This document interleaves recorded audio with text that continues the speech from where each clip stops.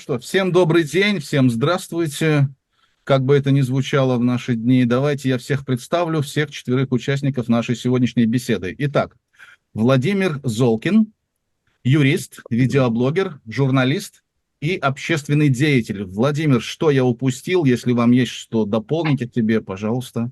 Да, нет, вы даже сказали больше, чем Даже больше, да? даже больше, чем обычно говорят. Спасибо. Хусейн Исханов.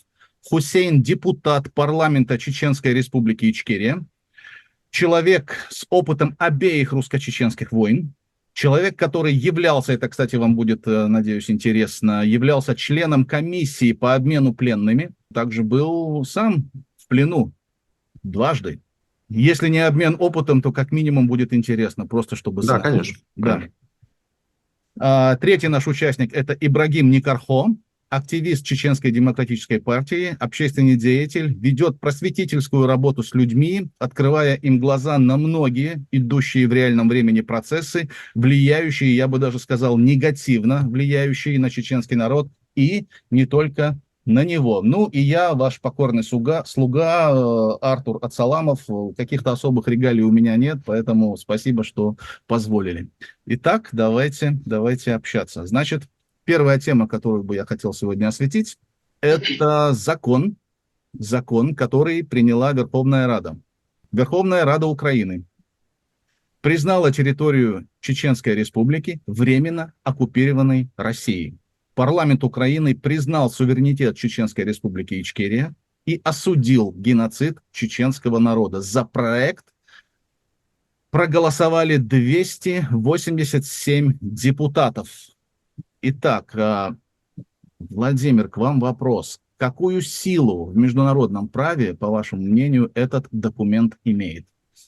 Я думаю, полноценную силу, какую может иметь документ признания любой страны, территорию любой другой страны временно оккупированной. То есть депутаты проголосовали достаточным количеством голосов, далее его должен подписать президент. Нет у меня четкой информации, подписал его президент или не подписал, но Конституция Украины нам говорит о том, что 15 дней у него есть на подписание. Если он его не подписывает, то закон автоматически вступает в законную силу. Ах, вот как. Ну, конечно. Вот. Поэтому как раз на международном уровне, по-моему, ни у кого вообще нет сомнений, что Украина признала Чечню временно оккупированной территорией. Как раз это у меня был следующий пункт вопроса, и вы его предвосхитили. То есть получается, что независимо от того, подписал Зеленский этот документ или нет, он автоматом вступает в силу. Украина признала Чеченскую народную республику, правильно, да? Или как? Да. Или Чеченскую народную... Чеченская Республика Ичкерия. Правильно, Чеченская Республика Ичкерия. Вот я буду спрашивать вас эти вещи, интересоваться, потому что я не очень хорошо понимаю, да. И у меня тоже один из вопросов, как правильно называть чеченцев, потому что по поводу этого тоже очень много идет дискуссий, и в том числе Я не общаюсь с чеченцами, которые пропутинские, я общаюсь с теми, которые против Путина, да. Но и у них все время есть какие-то вот разногласия в этом отношении. Извините, я вас перебил, потому что это просто... Нет, это очень актуально. Да? Но Украина действительно признала Чеченскую Народную Республику Ичкерия временно оккупированной территорией, и это... Это не только мнение Верховной Рады Украины, но с этим будет солидарен практически каждый украинец, у которого вы об этом спросите. То есть все солидарны с тем, что Чечня – это временно оккупированная Россией территория, а народ Ичкерии – это люди, которые на сегодняшний день, многие из них, по крайней мере, подневольны московскому режиму. По вашему мнению, этим законом как правильно чеченцы могли бы распорядиться? Вот просто как гражданина, не политика. Вот как? Например, давайте я дополню, да, я раскрою, потому что, возможно... Да. Смотрите, как вы считаете, что мы могли бы с этим сделать? Максимально освещать, педалировать, предлагать другим государствам взять в пример с Украины и принять относительно Чеченской Республики такое же решение. Вообще у этого есть потенциал на то, что и другие европейские государства могут поступить по отношению к нам так же красиво? Мы, Ну вот конечно, вы... мы, конечно, Да. будем рады и признанию и в Африке, и в Южной Америке, и в Австралии, и везде. Но в первую очередь, конечно, интересует европейский сегмент, потому что, как бы это спорно ни звучало, мы ее часть, мы часть Европы, и для меня лично это бесспорно. Поэтому вот как вы думаете, как мы правильно могли бы этим распорядиться? Вы просто взяли в своем вопросе и перечислили все то, что все то, Ага, что вам неплохо было бы делать, я понимаете? понял. И ну тут как бы добавить что-то сложно. И, конечно, призывать нужно к другим европейским государствам и Соединенным Штатам Америки, в общем, ко Мгм. всему цивилизованному миру нужно обращаться с этим. И максимально, я думаю, что чеченцам сегодня, тем, которые вот против Путина, и тем, которые за независимость, за свою собственную свободу они выступают, все-таки с украинцами в данной ситуации нужно максимально объединяться, максимально дружить, максимально находить точки соприкосновения. И я думаю, я не являюсь экспертом-международником или экспертом по международному праву, но я думаю, что наша проблематика максимально близкая, и вместе мы можем гораздо больше, чем по отдельности. Согласен. Да, я очень часто сталкиваюсь с тем, что в общении с представителями чеченского народа а, мне многие говорят о том, не называй этих вот так, а называй этих вот так. В А общем, я пример можете не конкретно? буду делать долгое вступление, задаю прямой вопрос. Прямой вопрос. Чеченцы, которые идут в Украину воевать, они все еще чеченцы или они уже кадыровцы? Второй момент. Хусейн, тебе слово. С какого момента чеченец становится в таком случае кадыровцем? Да? Только не подумайте, пожалуйста, что я иронизирую, ни в коем случае. Да нет, нет, Это просто тема не такая вот пустая, тут каша, иронии нет да? места, да. Такая путаница, в которой у меня такое впечатление, даже чеченцы не имеют однозначного какого-то мнения. Вот такой вот вопрос. То есть вот как правильно мне украинцу называть чеченцев, которые идут воевать в Украину?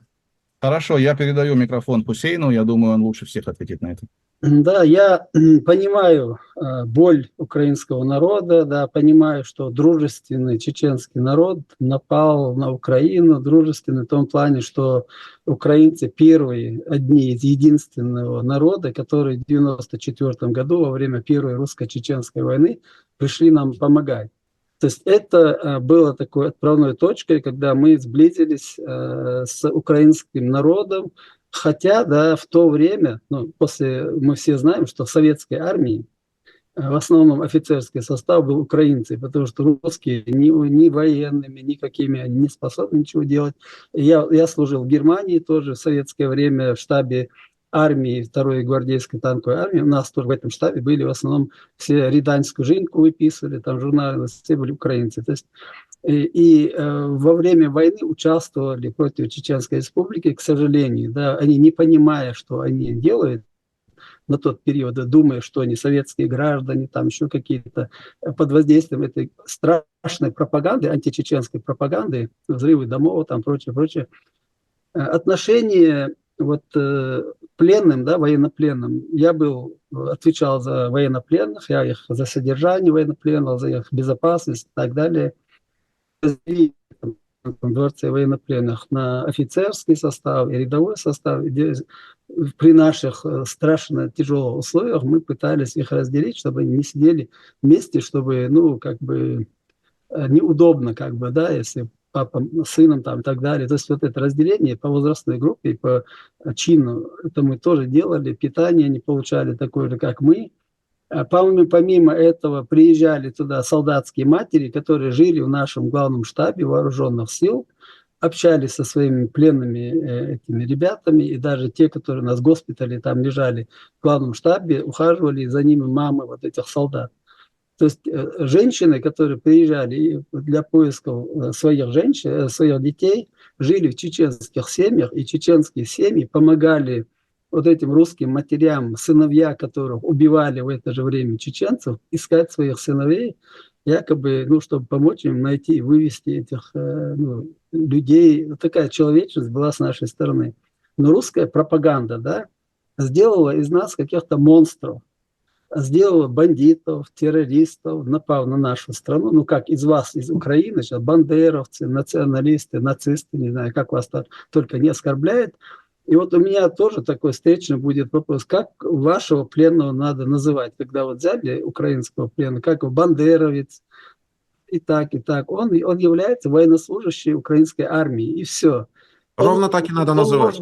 Он может быть военнослужащий украинской армии, может быть грузином, да, из грузинского легиона, он может быть татарином из крымско-татарского, да, вернее, он, ну, из крымского, он может быть любой национальности человек, но он военнослужащий украинской армии.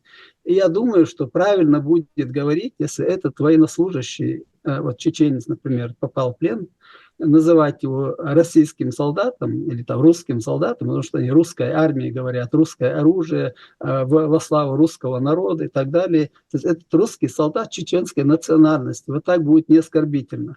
Для другого народа имеется в виду, потому что основная часть чеченского народа, которая находится на территории Чеченской Республики, несмотря на то, что они не имеют права говорить на сегодня открыто, там, поддерживать украинский народ, проводить демонстрации, это очень опасно, смертельно опасно. Но в душе я со многими разговариваю, и мы в интернете очень со многими, мы все поддерживаем украинский народ, потому что война в Украине – это продолжение русско-чеченской войны. Первая русско-чеченская война началась, Путин родился во второй русско-чеченской войне как монстр, да, как убийца, как военный преступник.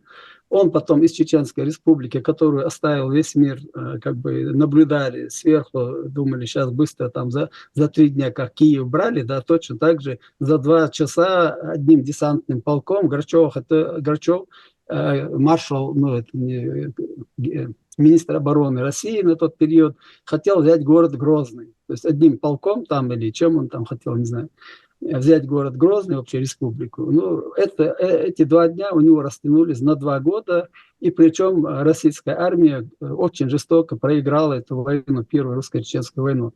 Потом была пауза, да, были Хасавюртовские соглашения и так далее, отложенный статус.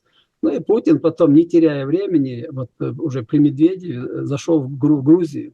То есть это безнаказанность, которая была вот позволена Путину и России за народоубийство, за геноцид чеченского народа в Первой русско-чеченской войне, вылилась в захват грузинской территории, в захват Крыма, да, и Луганска, Донецка, и полномасштабной войны 2024 года. Поэтому, когда вы говорите, да, вот украинцы, ну, я вот чеченец, да, я ненавижу этих людей, которые воюют против нас, вот это мой родной брат там будет, никакой разницы нету. Не выпирали в угоду русским, угоду Путина, вот это кадыровцы, там еще какие-то. Кадырова, каждая, я не знаю, кому не лень, упоминают Кадырова. Кто такой Кадыров? Давайте разберемся потом, чуть попозже, может быть.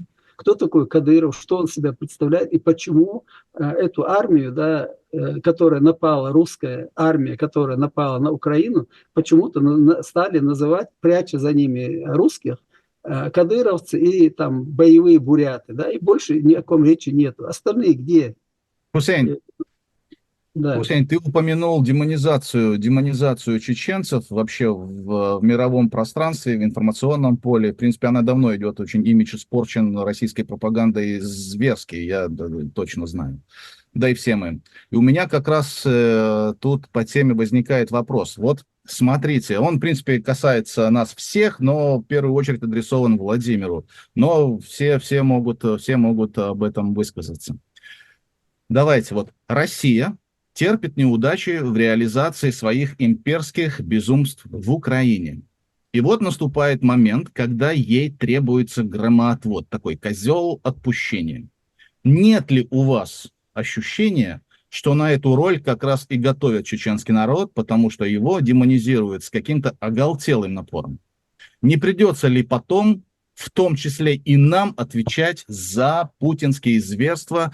При этом, при всем, мы являемся заложниками Российской империи. Вот наш народ и наша земля. Вот что вы об этом думаете? Я не сильно понимаю, к чему это должно привести, то есть какое здесь рациональное зерно. Именно вот в демонизации чеченского народа. Вот Россия обломалась в своих имперских планах. Так? Да. Демонизирует чеченский народ. Дальше что? К чему это должно привести? Зачем это делать? Ну, просто чтобы объяснять какую-то природу какого-то процесса, нужно хотя бы понимать в теории, да, а зачем, мотив. Ну, Ибрагим, я могу сказать, давай, пусть они. да, я могу сказать, потому что Россия свои все военные, вот, просто надо видеть, это же невооруженным глазом видно, все военные преступления, совершаемые российской армией, Путиным, Медведевым, вот эта вся риторика, да, за этим прячут, за фигурой Кадырова, выпирают постоянно Кадырова, и мы мало слышим о Путине, мало слышим о зверствах русской армии, даже умудрились в Буче, да, когда там ни одного чеченца не было, даже Бучу свалить на чеченцев. То есть вот эта вот манипуляция, да, приводит к тому, что, ну, почему это приводит? Потому что чеченцы, да, вот это имя, которое мы сделали в 96 году, победив русскую армию, это стало символом, каким-то трендом, каким-то, ну, таким, как в виде Coca-Cola, бренд такой, да, страшно сильный бренд, который бьет по ушам. И этим брендом пользуется Россия, пользуется пресса, вот здесь в европейской прессе, в Австрии, где я живу, каждый день газета чеченцы, других не пишут, а про чеченцев пишут. Это делается для того, чтобы вот именно объективно направить вот на этот народ и убрать внимание с военных преступлений России в Украине. Вот и для чего это делается. Владимир, я дополню, я объясню, как это работает. Вот смотрите, есть некий пример, да, и вот практически все называют русско-чеченские войны чеченская война или чеченская кампания. Это, согласитесь, так. Да, я тоже так называл, пока меня не поправили. Это настолько очень правильная была. Да, это настолько прошито, что сами чеченцы так говорят. Я так говорил до недавнего времени. Настолько это прошито. Это такие технологии, которые, я вам сейчас приведу пример, уже не на военной почве. Помните, когда, допустим, Путин называл Навального берлинским пациентом?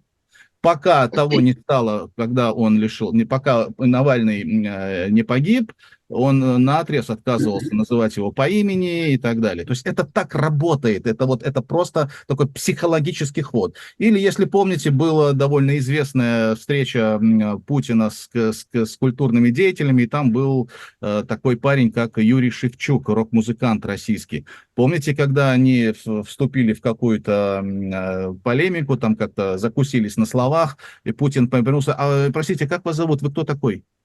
Что вы Путин, живший в Ленинграде, служивший в КГБ, не знал, кто такой Юрий Шевчук. Более того, чтобы к нему навстречу пригласили человека, которого он даже не знал, чтобы это просто невозможно. Это понятное дело, что он прекрасно знал, кто такой Юра Шевчук. Замечательно, он прекрасно знал, с кем имеет дело и кто с ним сидит за столом. Просто это вот такой вот ход. Даже в риторике, даже вот в таких вот в названиях себя убрать. Чеченская война. Чеченская кампания. Ну какая же чеченская война? Русско-чеченская война. Если хотите, российско-чеченская война. Но так или иначе, по всем правилам, по всем стандартам ее называть правильно именно так. Потому что чеченской войной можно, или украинской войной можно было назвать только в том случае, если бы это была какая-то гражданская, внутригосударственная заварушка и так далее. Здесь одно государство нападает на другое государство. Поэтому, пожалуйста, вот так это работает.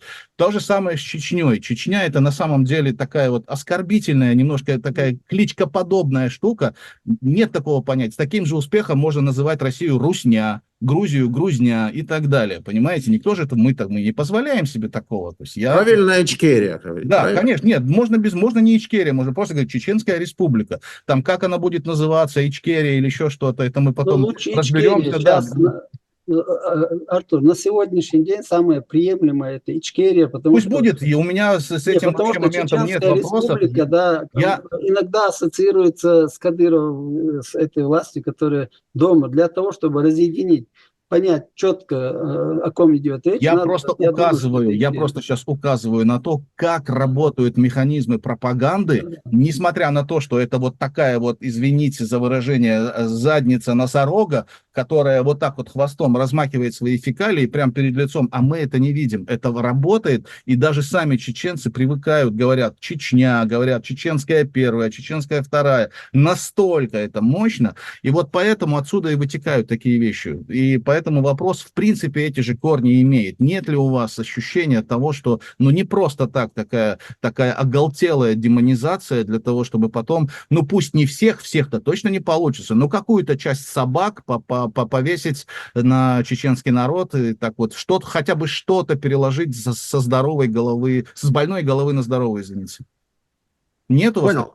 Во-первых, я благодарю вас за то, что вы мне разъяснили по поводу, как нам называть чеченцев. Я надеюсь, что другие чеченцы, которые это услышат, прекратят мне писать бесконечно в личку, что их нужно называть не чеченцы, а кадыровцы.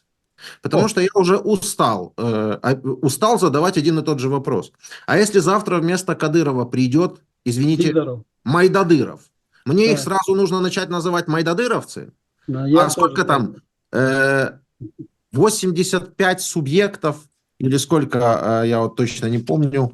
Да, 85 субъектов, порабощенных Московией в Российской Федерации. Мне нужно представителя каждого этого народа называть именем главы этого народа? Ну нет же.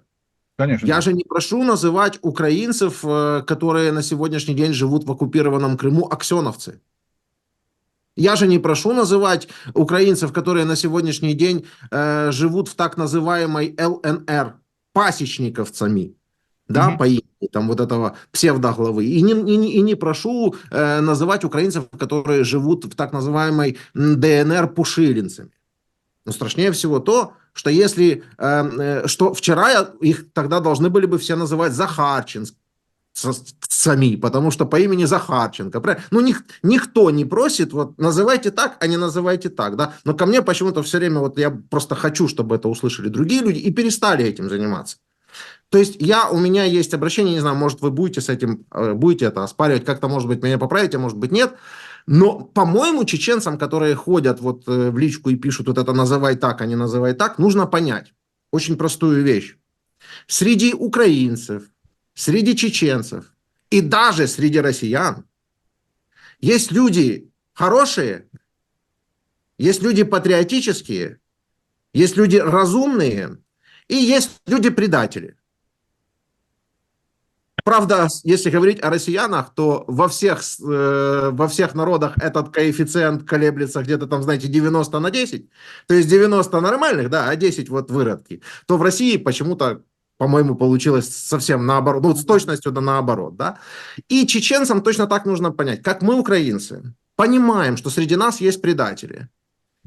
Есть предатели, которые живут в Донецкой, так называемой Народной Республике, Луганской, так называемой Народной Республике, в том же Крыму, да, аннексированном, временно оккупированном, короче говоря, на временно оккупированных территориях. Есть предатели. И есть люди, которые не просто, они, как сказать, их заставили пойти воевать. Их принудительно мобилизовали. Есть люди, которые сами идеологически прониклись российской пропагандой и пошли воевать. Но мы не начинаем их называть аксеновцы или пушилинцы. Мы их называем предатели украинского народа. Враги.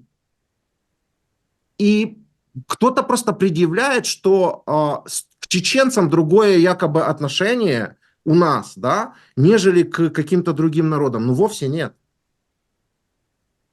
Если бы я общался с представителем чеченского народа, я бы с ним общался ровно так, как я общаюсь с представителями всех остальных народов. Я и с непальцами общался, я и с дагестанцами общался. Тем более, когда есть... И с белорусами общался, да. И вы можете послушать. Я всего лишь пытаюсь понять мотивы поведения этого человека в первую очередь. Я пытаюсь понять, его заставили действительно, или он сам захотел. Потому что если он сам захотел, то дальше уже моя задача показать ошибочность его действия. Показать другим. Мне даже, кстати говоря, кажется, я думаю, точнее так сказать, я допускаю, что если бы в первую российско-чеченскую войну проводили бы подобную информационную кампанию с российскими пленными и широко это освещали на Россию, то возможно, и так вплоть до Второй российско-чеченской войны, то возможно, России бы в тот момент не удалось бы так демонизировать чеченцев. Возможно. То есть, если бы вы делали бы свою контрборьбу, именно информационную, то, возможно, России не удалось бы на тот момент демонизировать чеченцев. Но, насколько я правильно понимаю, именно демонизация чеченцев, там всякие подставные мошеннические игры помогли на тот момент России снова бросить против Чечни, против Ичкерии на тот момент свои силы. Вот, Ну, я называю это такое от Путина такое политическое айкидо, когда ну, он вот, сумел силу чеченцев использовать против них самих. Поэтому, да. да. А что касается, я же просто не ответил на вопрос, я поблагодарил, что вы мне объяснили, да, и еще немножко высказал свою мысль относительно других реплик представителей вашего уважаемого народа. И касательно демонизации, да, смотрите, если мне каждый третий пленный, с которым я общаюсь, говорит, что в так называемых заградотрядах или в так называемой полиции, Так. военной полиции, которая там вот занимается тем, что прессует, грубо говоря, других русских военных, я буду говорить русских, просто это не сильно важно, но мы немножко позже к этому вернемся, чтобы вас не триггерило. Прессует других русских военных, да, то есть заставляет их там идти на передовую, или же используется в заградотрядах для того, чтобы расстреливать тех, которые пытаются отступать. Если каждый третий пленный мне говорит о том, что это представители Чечни, что мне с этим делать, прикажете? Или вы думаете, я их заставляю это говорить? Мы видим видео, где так называемый русский пытается остановить чеченцев на Мерседесе. Да? Вы видели, наверное, это тоже? Да, В какой-то хорошей Я не машине, видел, да? что На там. блокпосту, и что-то там пытается ему сказать. И как те выходят и насыпают ему по самое не хочу. Да? И как они боятся. Да? Что делать, если мне так говорят? Я ведь не заставляю их это говорить. У меня нет никаких имперских амбиций. У меня и как лично, и как у части своего народа чеченского, я могу, наверное, даже говорить, что у всех чеченцев имперских амбиций нет, это исторически видно. Нам, пожалуйста, просто нас оставьте в покое и отдайте нам наше. Просто дайте нам Абсолютно возможность аналогично. на своем Абсолютно. маленьком клочке земли делать свое государство. Просто оставьте нас, пожалуйста, в покое. Что же вы так нас, ненавидя нас национально, это я говорю о России, так нас презирая и так обзывая нас всякими нацистскими эпитетами, так нас сильно любите и никак не отпускаете уже веками. Какой-то у меня на этой почве диссонанс. Это все, что... Вот. Что касается народов, хорошие и плохие, я точно, абсолютно не считаю русский народ плохим. Я вообще, знаете, есть такое вот понятие, такой эффект, такой феномен, называется он семантическая сатурация. Знаете, когда одно и то же слово повторяешь много-много раз, оно теряет свой смысл, оно просто звучит. То есть любое слово, какое, хоть сахар, хоть хлеб, хоть шифонер, все что угодно, много раз, когда повторяешь, оно теряет свой смысл. Семантическая сатурация.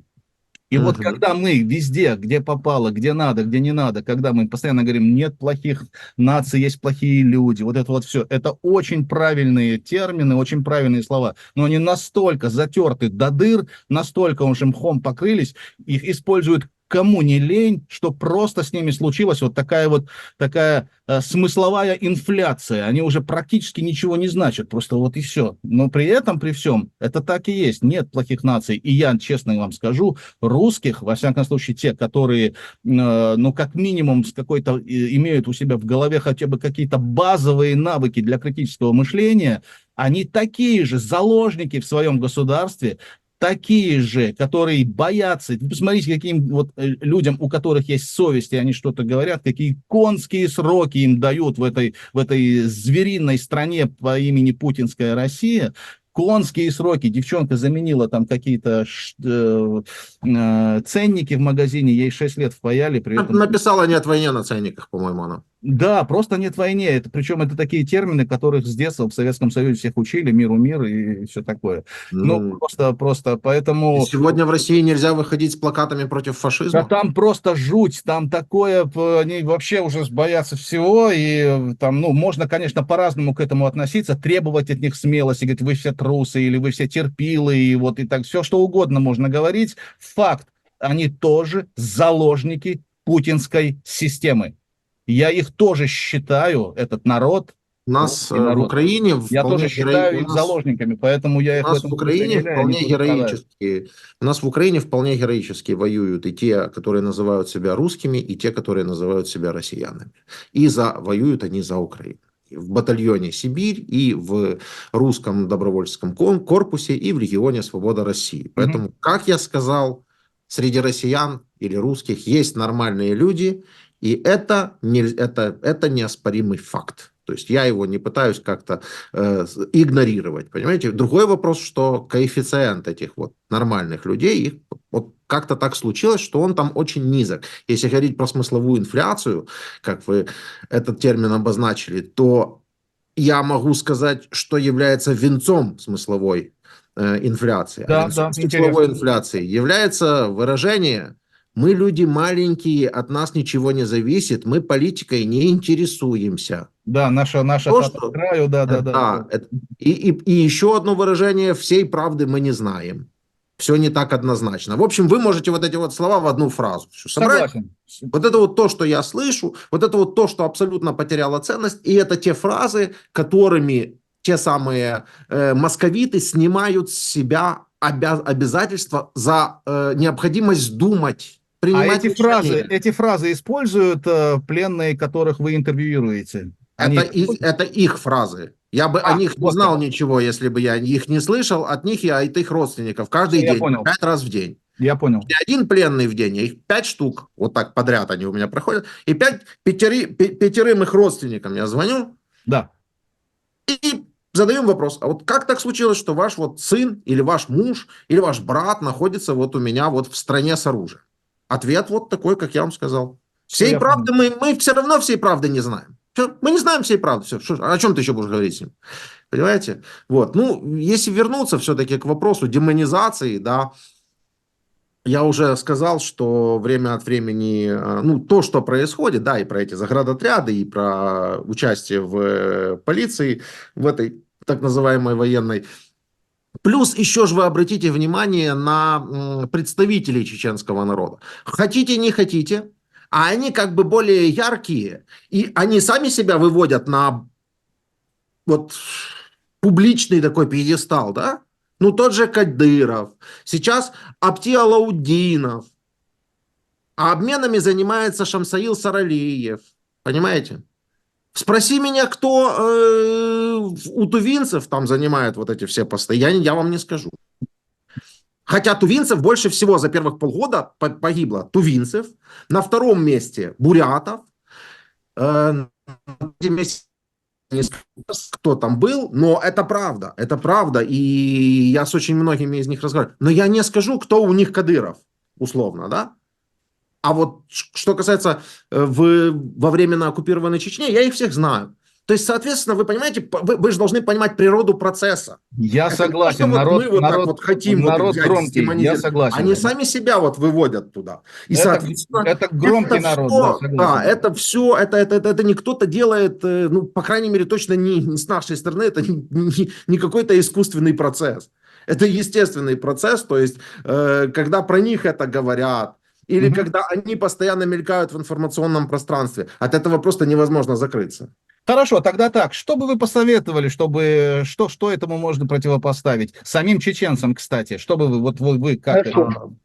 Я бы ничего бы не советовал, потому что у меня еще масса вопросов, прежде чем Ага. что-нибудь советовать, тем более чеченцам. Задайте их нам. По-моему, это, ну, я должен там спрашивать многие советы, на самом деле, а не что-то там советовать. Вот. Ну, если будут вопросы, мы у вас есть. Да, там просто были какие-то, понимаете, мне постоянно что-то вот пишут, и я вот пытаюсь все время вспоминать, на чем, ну, какие-то такие вещи, которые хотелось бы объяснить сразу и всем, тем более с участием вашего вот представителей вашего народа, да, для того, чтобы это не звучало от меня.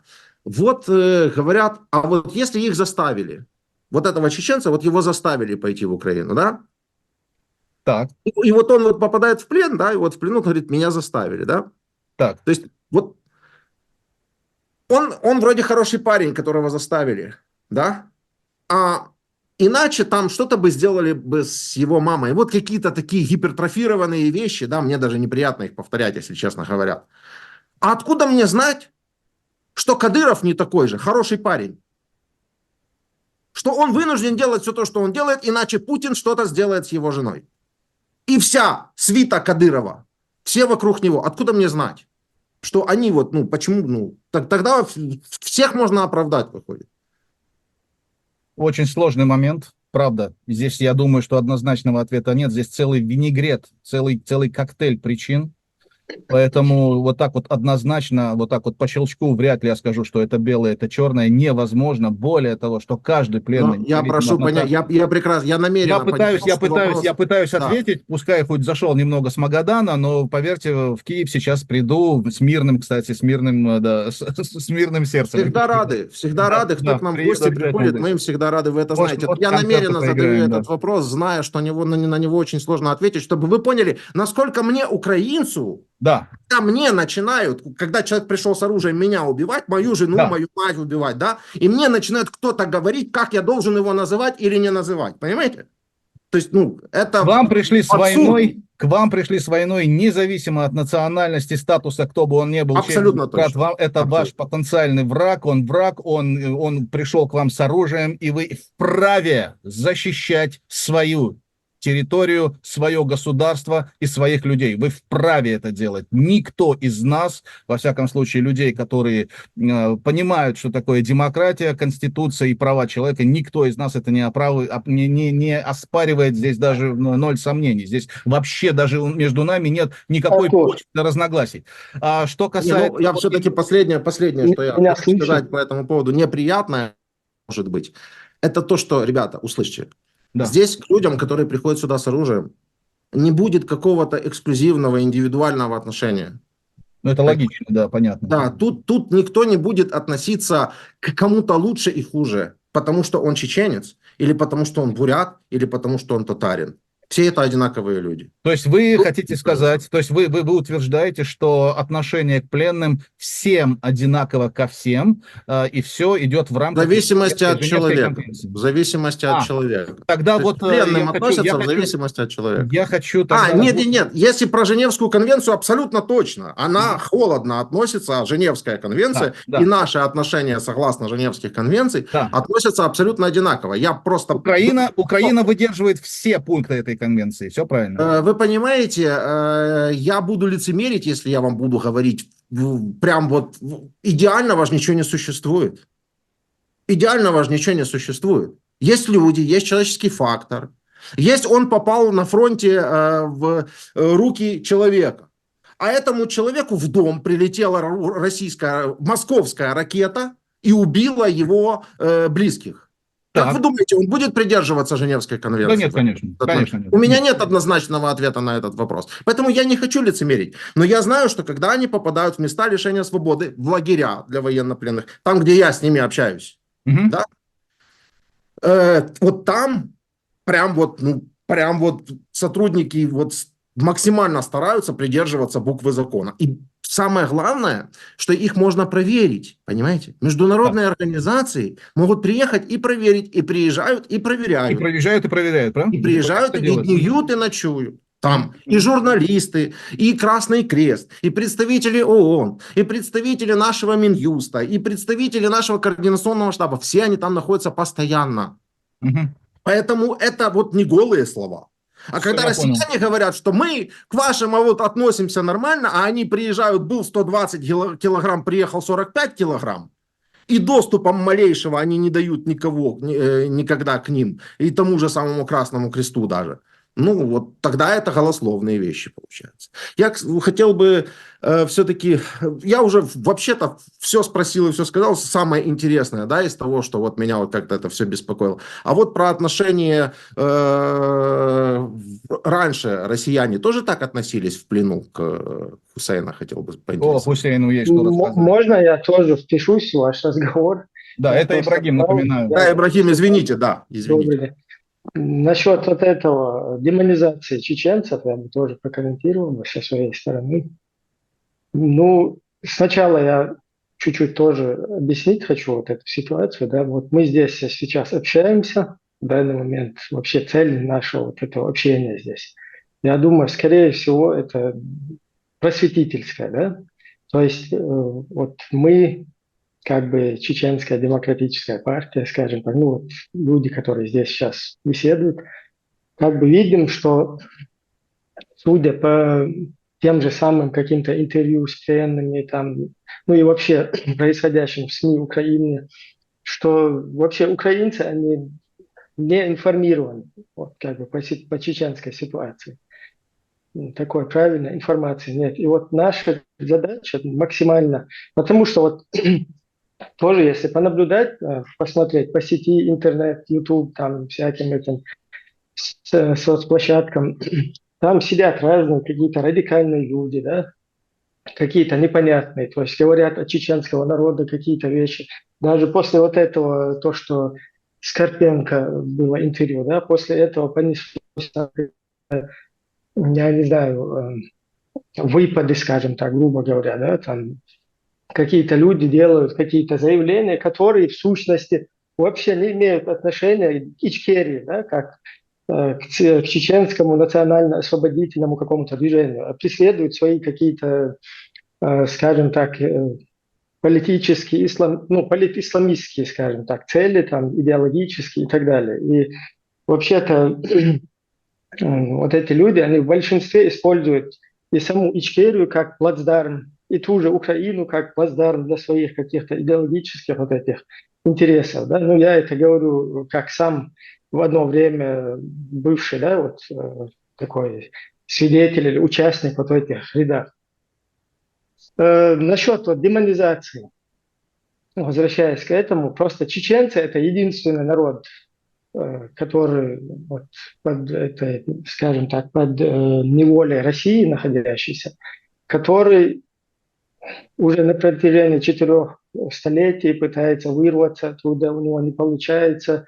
И вот эта борьба, у нас вот это все равно сидит во всех, ну, в большинстве, скажем так, чеченцев. И то, что произошло после развала вот этого Советского Союза, да, когда чеченцы первые взяли курс на независимость, кстати, всем соседским народам тоже предлагали поддержать вот эту нашу идею и включиться как бы, ну, к сожалению, тогда не согласился никто на это. И вот своим каким-то путем чеченцы пошли. Потом вот эта кровопролитная война была, около 120 тысяч жертвами, после чего был подписан мирный договор в Москве. И там, кстати, есть тоже документы, по которым Россия обязана выплачивать 160 или 170 миллиардов. То есть эти выплаты, они все еще в силе как. То есть вот это вот в будущем, да, ситуация, если Россию там усмирять всем миром, мы просто другого и не представляем, да, что Россия там Украина падет и так далее. То есть Украина просто не может не победить в данной ситуации, и Россию надо будет усмирять смирительной рубашкой там и так далее. То есть и после вот этого какого-то передела, да, перестроя там, у чеченцев будут свои претензии, то есть на свое.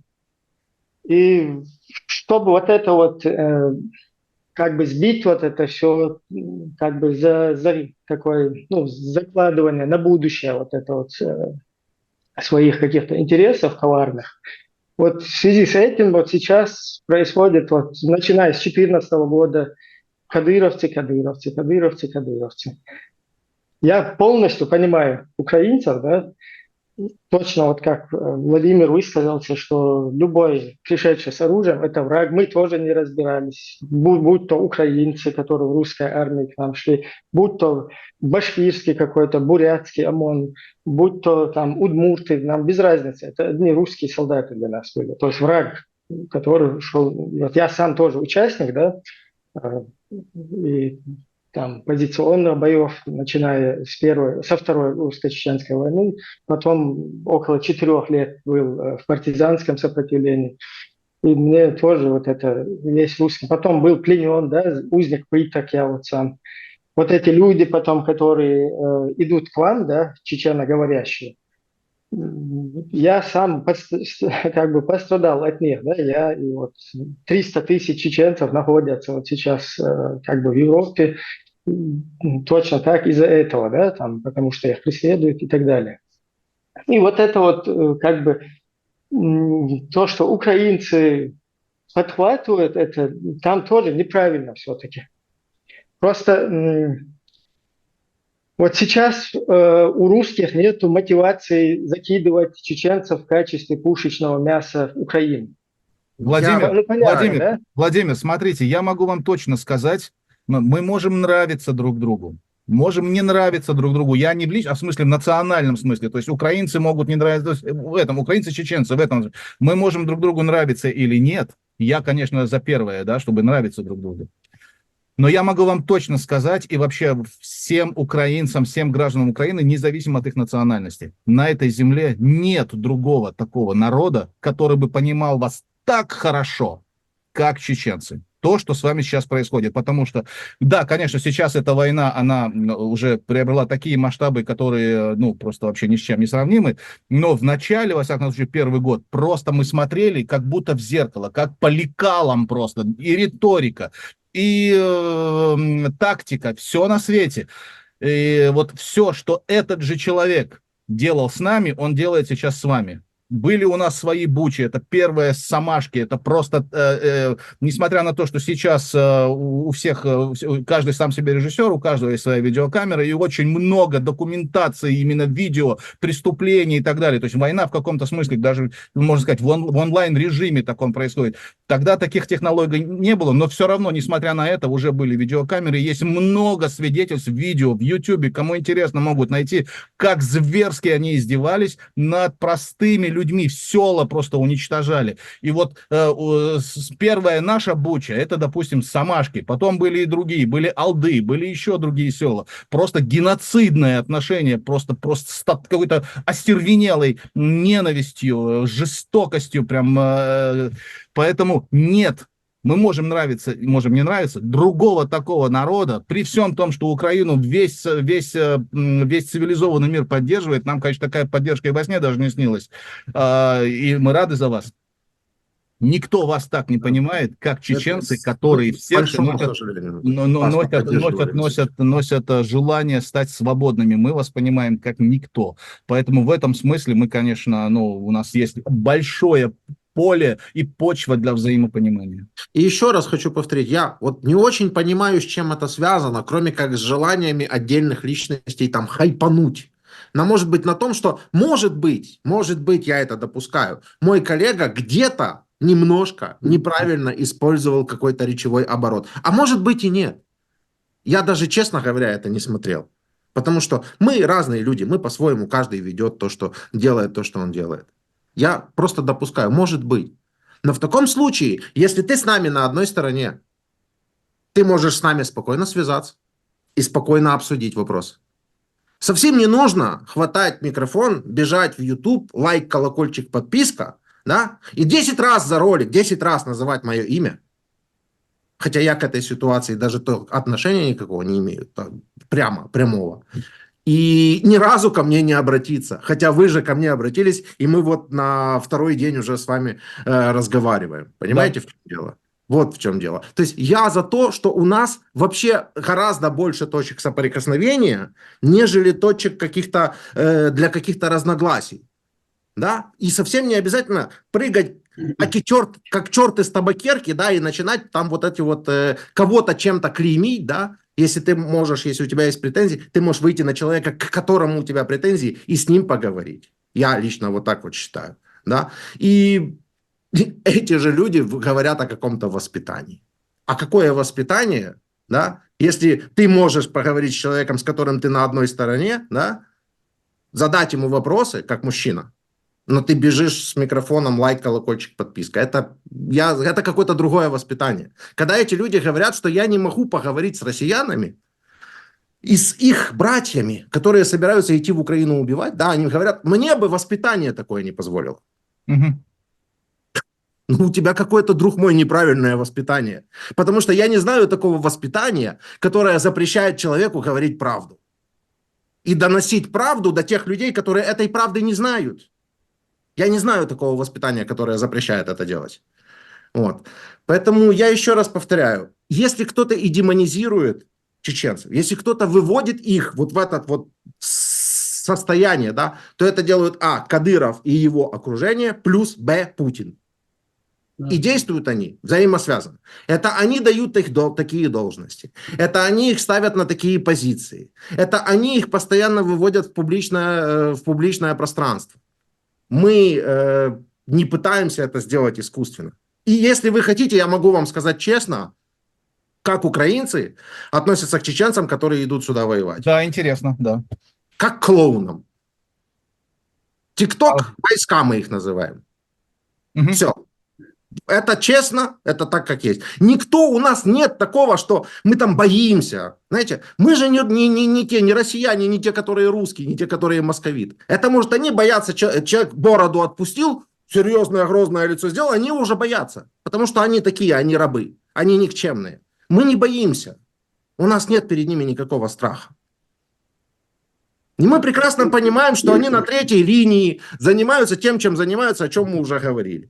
И когда кто-то выбегает и начинает по кустам стрелять, мы его иначе, кроме как клоун или тикток-воин, мы его назвать не можем. Так мы их и называем. Вот и все. Вот это вся демонизация тех кадыровцев, о которых Этот термин «тикток-войска», он, кстати, перекочевал и в российский сегмент, и там уже их военкоры так говорят, не стесняются. Правда, потом им извиняться приходится. Но пусть извиняются и делают, что хотят, ползают на коленях, что хотят. Да, я понимаю, это о чем. Это их сущность. Они русские, они должны стоять на коленях. Они должны стоять на коленях или сидеть на бутылках. Это они такие люди. Я к тому, что этот термин мы слышали, да. Мы в курсе об этом термине. Да, чеченцев, У меня к этому нет никакого отношения вообще. Чеченцев, ну, наше поколение чеченцев, которые выиграли Первую русско-чеченскую войну, которые добыли славу чеченскому народу, да, мировую славу. Это герои, это герои.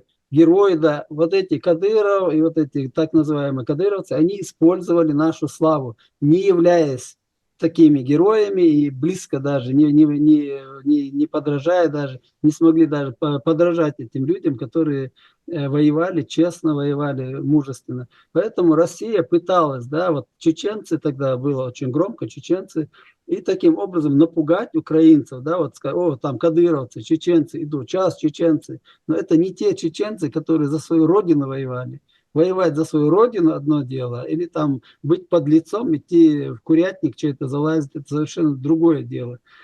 Поэтому это использовалось именно в самом начале. Сейчас все стало ясно, сейчас они стали действительно ТикТок войсками. На ТикТоке или там накидали этих видео, сюжетиков разных. В первой волне они шли, кстати говоря, если вы вот изучали этот вопрос, в первой волне они действительно шли, их действительно разбили. То есть их колонну также разбили, как и остальные. И после того, как уже, видимо, туда, я предполагаю, просто приехали гробы, вот после этого они поняли, что лучше мы будем идти уже там, где уже пройдут варвары, эти русские, там уже будем за ними идти мы.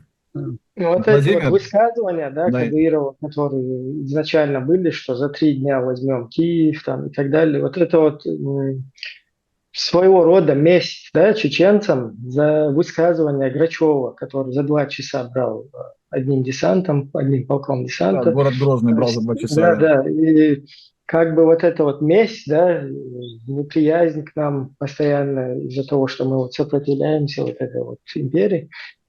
Именно в этом выражается. Вот даже есть случаи, когда в плен брали какого-то киргиза, там, потом его передавали, какой-то тоже молодой человек, Манкурт. Его передали, и потом он снова как бы там где-то выступает, что он... То есть вот у нас были случаи, когда 2 раза русский в плен, один и тот же русский в плен попал, да? Дважды. То есть да, тоже вот, то есть вот эта же ситуация, она как бы сейчас на нас вот пытаются как бы отомстить нам, да, вот то, что мы поставили в такую ситуацию, эту Россию. Ибрагим, то есть его маме отдали ее сына, и она после этого 2-й раз позволила ему туда прийти. Да. Он официально лучше. Замечательно. А у вас были такие случаи, вам известны такие случаи, когда дважды попадался один и тот же? Есть такое? Да, но там нет их вины. Там нет вины тех, которые попадались. Там проблема в том, что... вот приведу один случай, такой самый демонстративной, да, этой Да. ситуации. Значит, у него личный конфликт был с командиром, его отправили, он попадает в плен, его возвращают из плена его везут непосредственно к этому командиру, командир сажает его под конвоем в машину, привозит в окоп, бросает ему автомат, говорит, теперь будешь дальше здесь вот воевать. Ну, а второй раз он уже понимает, что ему лучше попасть в плен, чем воевать, понимаете? То есть Да. он-то уже понимает, что здесь никто ему не будет ничего задувать. Там в России же как говорят, что мы в первую очередь что-то или отрежем здесь им, или куда-то что-то задуем им пену, да? И этот миф, он настолько же широко распространен, как был миф про злых там чеченцев в преддверии Второй русско-чеченской войны, да? То есть, ну, точно так же у них сейчас распространяется миф о том, что в плен попадать нельзя, потому что в плену будут издеваться. Этот миф вбрасывается им специально, умышленно, потому что ни один их солдат не интересен им как человек. Он интересен им как некое звено, которое может, ну, как кусок мяса, который может пройти и чисто вот какую-то функцию свою произвести. Но там они идут, эти мясные штурмы, 5 человек полегло, по их трупам лезут другие 5 человек. 5 человек полегло, по их трупам лезут третьи 5 человек. И, естественно, если эти не будут сдаваться в плен, это им выгодно. Тогда они... солдат Россия не жалеет вообще. Она их когда-то разве жалела? Я просто спрашиваю конкретно. Ну, то есть, поймите, ничего не изменилось еще со времен Жукова или Тимошенко. Ясно. Или еще раньше. Тогда у меня вопрос. Или, может быть, еще раньше, да. То есть... Тогда у меня вопрос как раз вот по этой теме, по теме пленных. Владимир, он, скорее всего, касается непосредственно вашей вот сегодняшней деятельности. Существуют ли у вас какие-то протоколы, какие-то механизмы, которые вы транслируете в массы для тех солдат, которых вот насильно или какими-то другими манипуляциями, возможно, угрозами привлекли в российскую армию и отправляют воевать в Украину? Какие-то протоколы для того, чтобы они, допустим, сдавались в плен, вы транслируете для людей, какие-то инструкции? И насколько им безопасно это делать? Не попадают ли они потом вот в жернова репрессий или еще чего-нибудь? Смотрите, по поводу безопасности вопрос исключительно в их поведении. Потому что, ну, я же ведь с ними общаюсь. Да. Я им все кареты в лагерь привожу этим людям, которые сами сдались. Угу. Я же не буду рассказывать, кто из них именно конкретно, и не буду никаким образом это афишировать. То есть мы не афишируем людей, которые сдались самостоятельно в плен. Да, правильно. Ну, а хорошо, если вы транслируете эти механизмы, может быть, мы их озвучим? Хочу жить, у меня QR-код в конце каждого видео. Во время видео у меня выскакивает «Сдайся в плен, по такому-то QR-коду перейди». Нравится тебе WhatsApp, иди в WhatsApp. Нравится почта, иди в почту. Ну, по открытому телефону, конечно, никто не призывает звонить из России в Украину. Все, я понял. Но они не имеют на самом деле доступа к этим мессенджерам. К WhatsApp, к электронкам. То есть, если ты им сам телефон свой не отдал, они это не увидят. И это спокойно, там спокойно людей проводят, и спокойно они сдаются в плен. Даже никто не знает, что они сдались в плен. А история-то у всех, знаете, 50% истории это пошел, не туда повернул, вышел на наших военных, не успел перезарядить, попал в плен. Как бы, знаете. Как последний тренд, зашел не в те двери, да.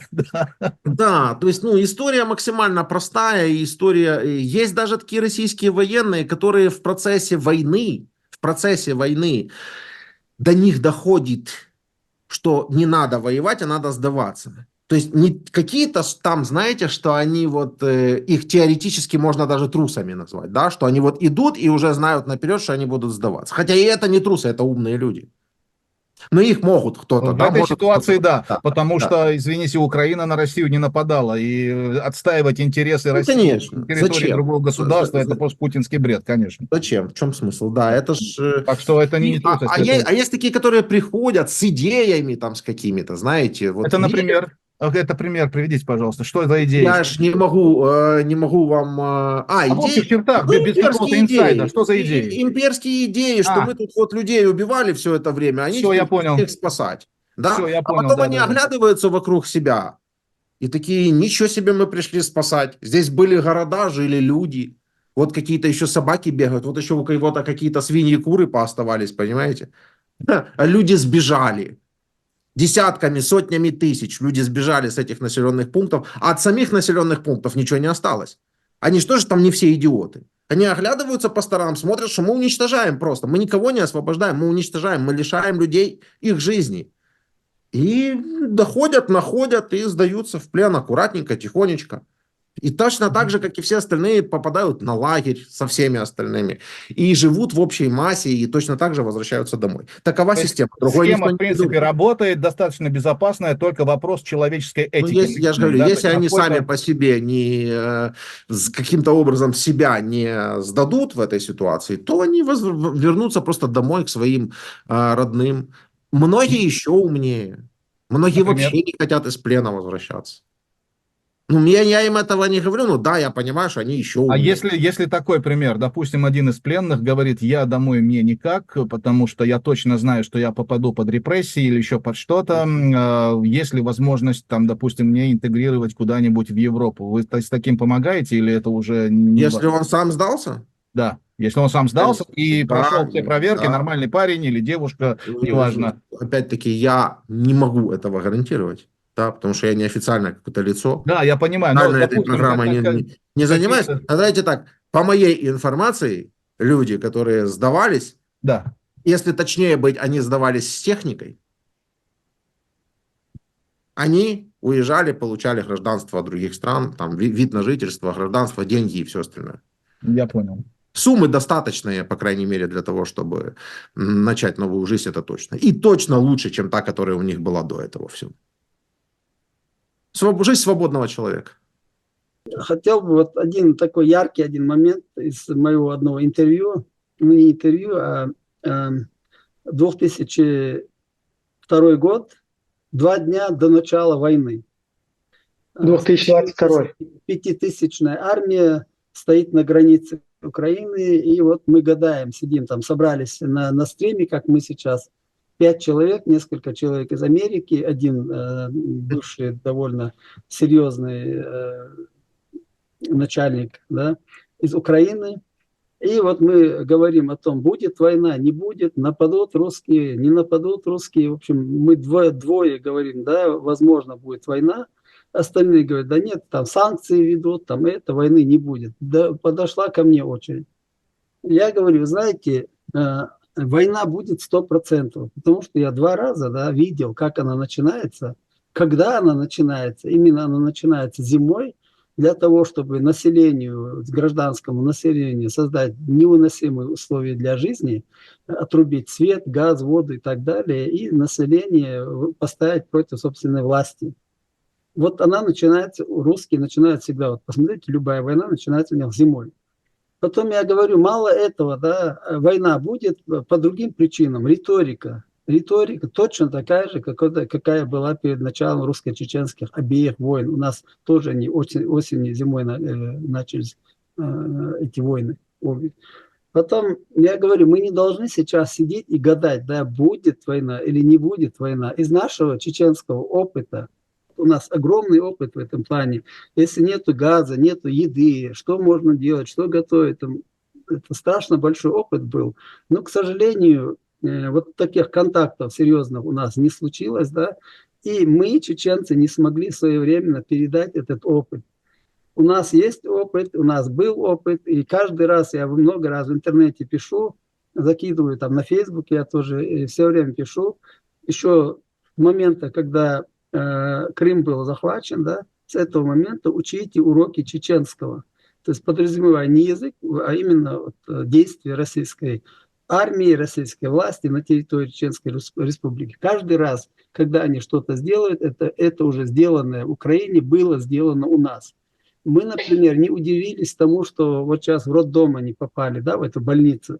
Не удивились, потому что в 1999 году по центральному роддому города Грозного был нанесен ракетный удар точкой У, погибли там роженицы, новорожденные дети. Я был на этом месте, смотрел, там был город Грозный.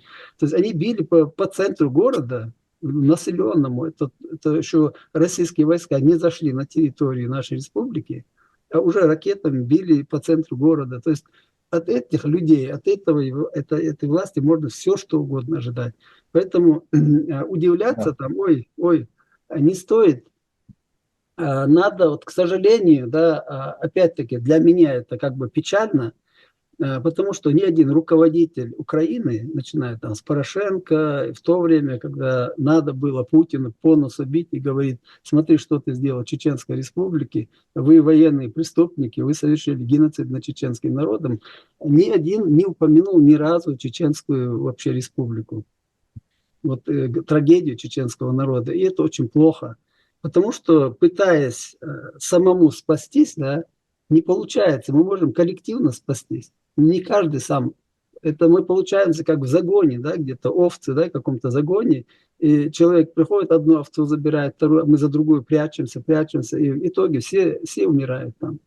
Поэтому мы так, Полностью люди согласен. разумные, не должны себя вести таким Я образом. полностью согласен, особенно с тем, что немножко недоработка была в украинском информационном пространстве относительно чеченского вопроса, в принципе, относительно русско-чеченской войны, относительно того, как несправедливо к вам отнеслись, и относительно того, что очень странно, что, кстати говоря, ну вот цивилизованный мир не выступил на вашей стороне, не было помощи. То есть это все, к большому сожалению, ну, то есть я понимаю прекрасно, что это было, и что это несправедливо. За Это неправильно. красивые цены на нефть и газ нас отдали на откуп, и достаточно было одного предложения от Путина: это внутригосударственное дело России. Все, да, пожалуйста, почем нефть? И все, это было просто омерзительно по отношению к нам. Мы могли не нравиться кому угодно, всему миру, и, в принципе, я понимаю, имидж нации испорчен, но справедливости мы заслуживали, как и все люди. Это было просто То ужасно есть по отношению к нам. ваш опыт был... Я вам личный пример приведу. У меня есть, мою музыку много слушают в Украине. В Украине есть большая фанатская база группы «Мертвые дельфины». Я являюсь ее голосом и автором всех песен этой группы.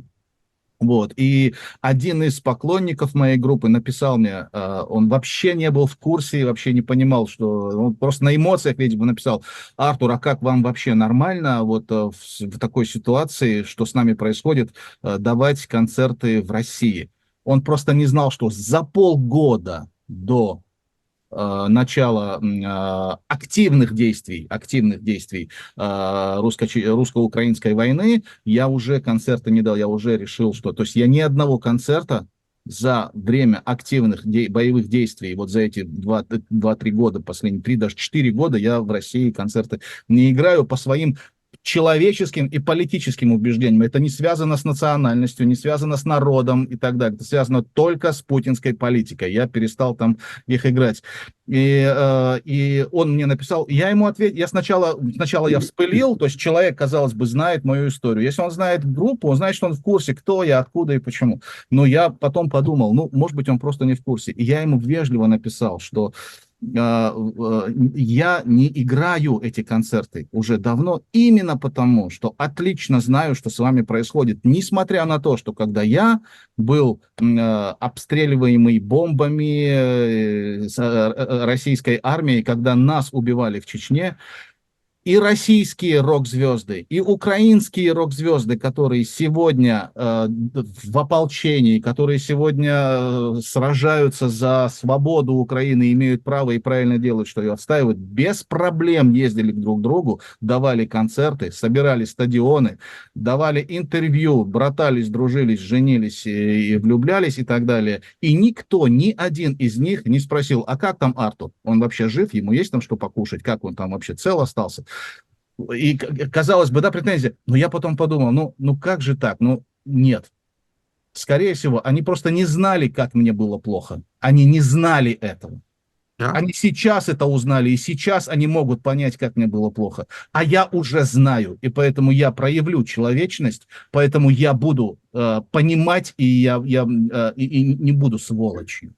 Поэтому вот так я ему это объяснил. И с нашей стороны мы искренне желаем вам отстоять свое право на свое государство, на свои земли, не позволить им сделать с вами то, что они продолжают делать с нами. Мы, к сожалению, я очень надеюсь, что еще у чеченцев будет шанс создать свое государство.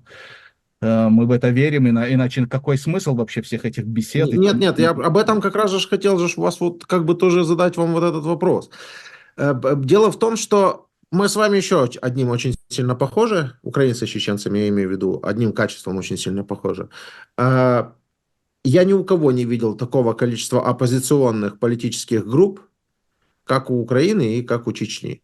Но Украина, она хотя бы держится пока еще, я имею в виду, в официальных рамках, да, каких-то вот там вот есть такая вот, есть власть действующая, есть оппозиция. А у Оппозиция... нас полярность, разброс. Да. А у вас Согласен. настолько, я уже Согласен. просто пообщался с таким количеством вот групп, вот как у вас такая вот группа, да, и я уверен, среди вас еще есть другие люди. Общаешься, интеллигентные, умные, образованные, все знают, все понимают. Какие-то, может быть, небольшие, там разные взгляды на те или иные там вещи, но они сильно большие разногласия. И все они почему-то не могут объединиться в какое-то одно движение. 300 тысяч. Вы сами назвали эту цифру. Да. В миграции 300 тысяч чеченцев. Плюс-минус, конечно, понятно, что цифры округлены, но это, да, но вообще, да, около 300 тысяч в миграции, в вынужденной миграции, большинство вынужденной, кто-то в добровольной и так далее. Ну, как я, например, то есть я выезжал сюда по браку, по воссоединению семьи. У меня супруга немка из Германии, она из Германии, поэтому я выезжал еще в 2009 году, когда Путина все любили и обожали. То есть я уже тогда понимал, что мне там... Ну, особенно в Германии, да. Да, мне там не место. Я выжил. Смотрите, значит, у меня к вам на этой почве вопрос такой политического характера. Вот это вот Одиссея Орбана, да, которая сейчас прошла. Он поехал туда, поговорил там, поговорил здесь. Даже если пройтись по верхам, только по тем вершинам айсберга, которые весь мир видит, понятно, что он ездил и пытался найти какие-то договоренности и так далее, где-то, может быть, себе политический капитал заработать, но это как следствие. Скорее всего, вот по попытке о каких-то там договоренностях и так далее. А догадаться о том, что закулисно, с подводными, под такими камнями, там точно было очень много информации, которую, конечно, до общественности нигде никто не донесет. Это само собой, понятно. Понятно, что он приезжал с какими-то, скажем так, предложениями, которые в прессе никто не будет озвучивать. И вот он прокатился, проехал, и очень много пошло разговоров с обеих сторон, даже нет, с разных, даже вот не участников непосредственно конфликта, и в Англии, и в Америке, и в Германии очень много стали говорить, кроме России и Украины, о каких-то возможных переговорах и так далее. Что вы лично об этом думаете и какие настроения касательно этого в украинском обществе? И если вдруг действительно к этому идет, и никто не против этих переговоров, на каких условиях они, на ваш взгляд, могли бы быть, которые бы, допустим, Украина приняла бы, согласилась бы с ним? Вот объясните мне это, пожалуйста. Это прям крайне сложный вопрос, такой максимально общеполитический, и Да. думаю, он даже не к пересечному громадянину, как это сказать, чтобы вы поняли, не к среднестатистическому гражданину, да, такому, как я. Мне сложно об этом рассуждать, но я точно могу понимать, что Орбан – это несерьезная какая-то политическая фигура, что это человек, который, да, он пытался, да, он как бы прощупывал почву, но никаких серьезных предложений никому он не сделать не мог. Он, грубо говоря, приехал узнать. А что вы думаете об этом во всем? Просто такая разведка. Да. Его разведка ничем хорошим не закончилась. Сейчас вот газ по дружбе перекрыли для Венгрии. Понятно. Все, что он заработал. Я понял. Артур, Владимир по поводу военнопленного задавал вопрос, я так и не сумел ему, не успел. Да. И закончу. А сейчас Джонсон там прям с Трампом переговорили, и он прям выдал простыню этого мирного плана прям по пунктам, да, что это может быть. Вот, на что как бы будет предлагаться. А еще идет мирные саммиты мира, да, куда вот хотят Россию затянуть, да, и выдвинуть ей свое предложение. А Украина согласна с планом Джонсона или нет? Украина не давала никаких официальных оценок. Что же Они я, что же я официально, могу вот давать? по ощущению, по запаху в атмосфере, как вы считаете? Смотрите, по запаху в атмосфере я вам могу сказать, что есть победа для России. Для Да, начала давайте да, подумаем. да, Да? давайте. Что для них победа? Вот я это задаю вопрос время от времени пленным, задаю время от времени их родственникам. Ну, чтобы у них в голове что шевелилось, да, Да. вот задаю им. А что для вас такое вот победа? Как вы это видите? Я вам скажу, что такое для них победа. Победа – это то, что им скажут по телевизору. То есть, если мы заберем, выйдем на границы 91 года, да, все свое себе вернем, да, они скажут, ну вот видите, а если бы мы вот это вот все не делали бы, да, не напали бы, то они бы на нас бы напали, и часть бы наших территорий бы забрали. А Но так это, мы вот молодцы, красавчики, это видите? анекдотичная ситуация, Это согласен? не вообще для российского потребителя телевизора.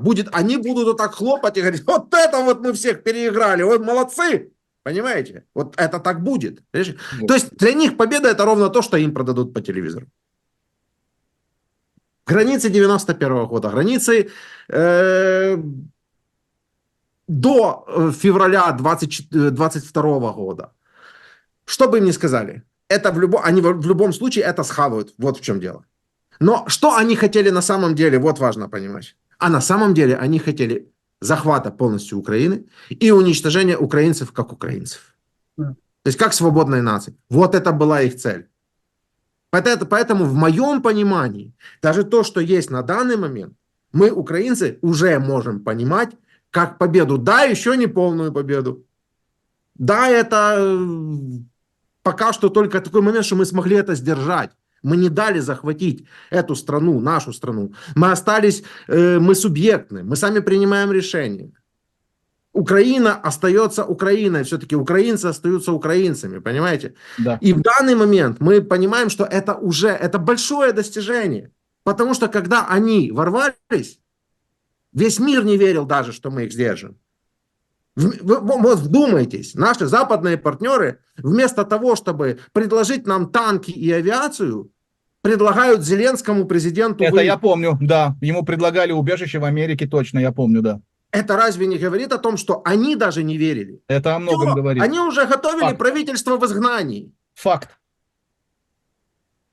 Они спорили только о том, сколько это продлится. 3 дня, неделю, может 2 недели. Понимаете? Вопроса, что мы их сдержим, не было. Но мы это сделали. И я понимаю, что на данный момент это огромное достижение. Даже то, что мы имеем, вот это уже нужно уметь ценить. Что будет дальше? Это очень сложно. Тут зависит уже даже больше от нашей мудрости. Вот как мы тогда не усвоили чеченский урок, если бы мы его тогда усвоили, как вы вот говорите еще, при прошлой власти, да? Да. Мы бы намного больше знали бы, мы бы готовы были бы к совсем другим вещам. В том числе и отношении к нам, наших западных партнеров. Что это может повернуться не так, как мы себе представляем. Угу. В том числе и к жестокости, которую даже многие не верили, многие не представляли, но мы тоже развиваемся. Но от какого-то ответа, соответственно, я дальше просто мог бы говорить о том, что украинское общество, оно все еще неоднородно. Все еще неоднородно. Это сильно чувствуется или уже какие-то углы стираются? Углы стираются, безусловно. То есть, да, если раньше возникали какие-то разночтения по поводу, например, использования языка, государственного, тобто украинскую мову, да, то сейчас уже вот стерлось это, да. Все говорят, вот, тут из того, что я вижу, да, все говорят, как им удобно, да, как и говорили, но все стараются все равно переходить на украинскую мову, на и государственный язык, в крайнем случае, никто не пытается говорить что-то там о двуязычии там, или еще о чем-то таком, потому что все равно уже, в основном все уже, до кого уже не дошло, так это их ничего не поможет, но так уже все начинают постепенно понимать, что в том числе Россия будет использовать использовать и языковой вопрос для вторжения. И она придет защищать русскоязычных даже туда, где русскоязычные ее об этом не просили, понимаете?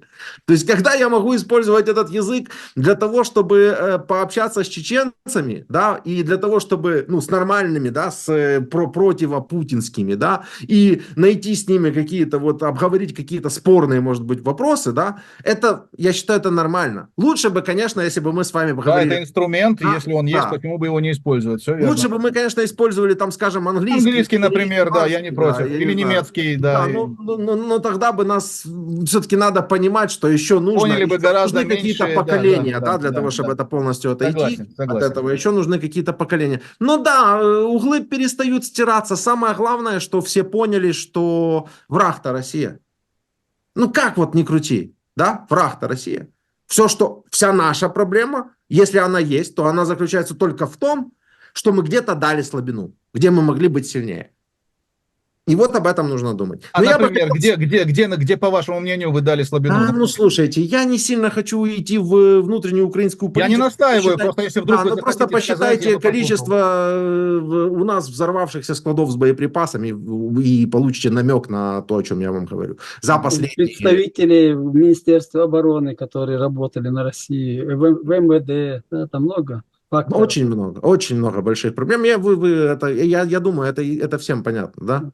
Вот. Но я, опять-таки, вот на этом языке я не хочу говорить про внутренние проблемы Украины. Я понял. Понимаете, да? Имеете право, да. Вы не настаиваете. Я у Хусейна хотел все-таки пообщаться по поводу вот и Ибрагима, по поводу военнопленных, по поводу отношения к военнопленным. Потому что я из тех, что я слышу, да, кстати говоря, с Первой российско-чеченской войны тоже есть кадры, где, видимо, с камерой снимали журналисты, и там тоже общение с пленными, и там тоже им задают вопрос, чего ты сюда пришел. Ну, в принципе, ничего не изменилось, они отвечают все то же самое, что отвечают сейчас. Вот, но дальше это не пошло как-то в более какой-то такой конструктивный диалог.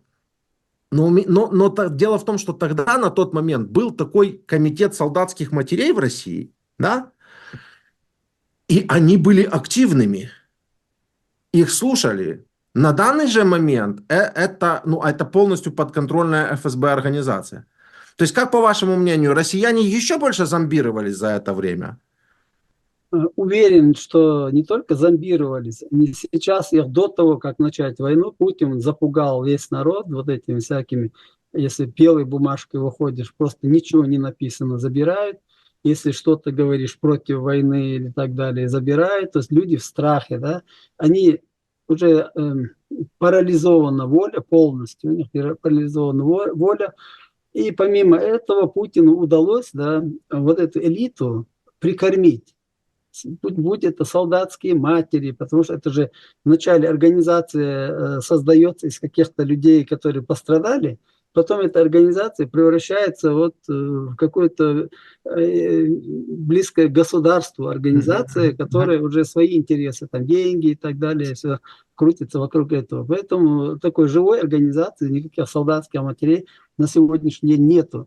В городе Грозном я их часто видел. У нас в главном штабе они приезжали, солдатские матери, и это руководители этой организации приезжали, искали своих сыновей, жили у нас, ночевали, ухаживали за ранеными даже, которые у нас в госпитале, русские военные, солдаты вот эти лежали. В первую войну это было как бы, в основном срочники были, молодые пацаны, там 18 лет, там 20 лет, такие вот.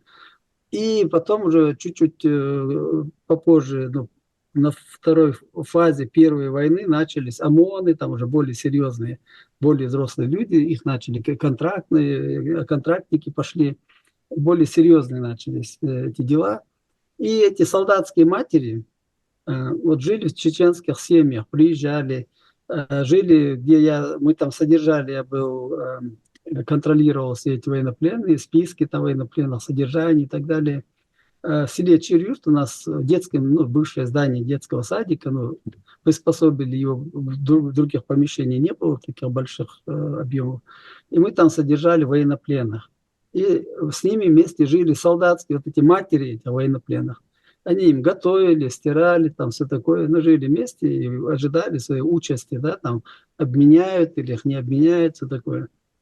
Вот однажды я присутствовал, вот уже 96-й год, забрали старшего брата Жахара Дудаева.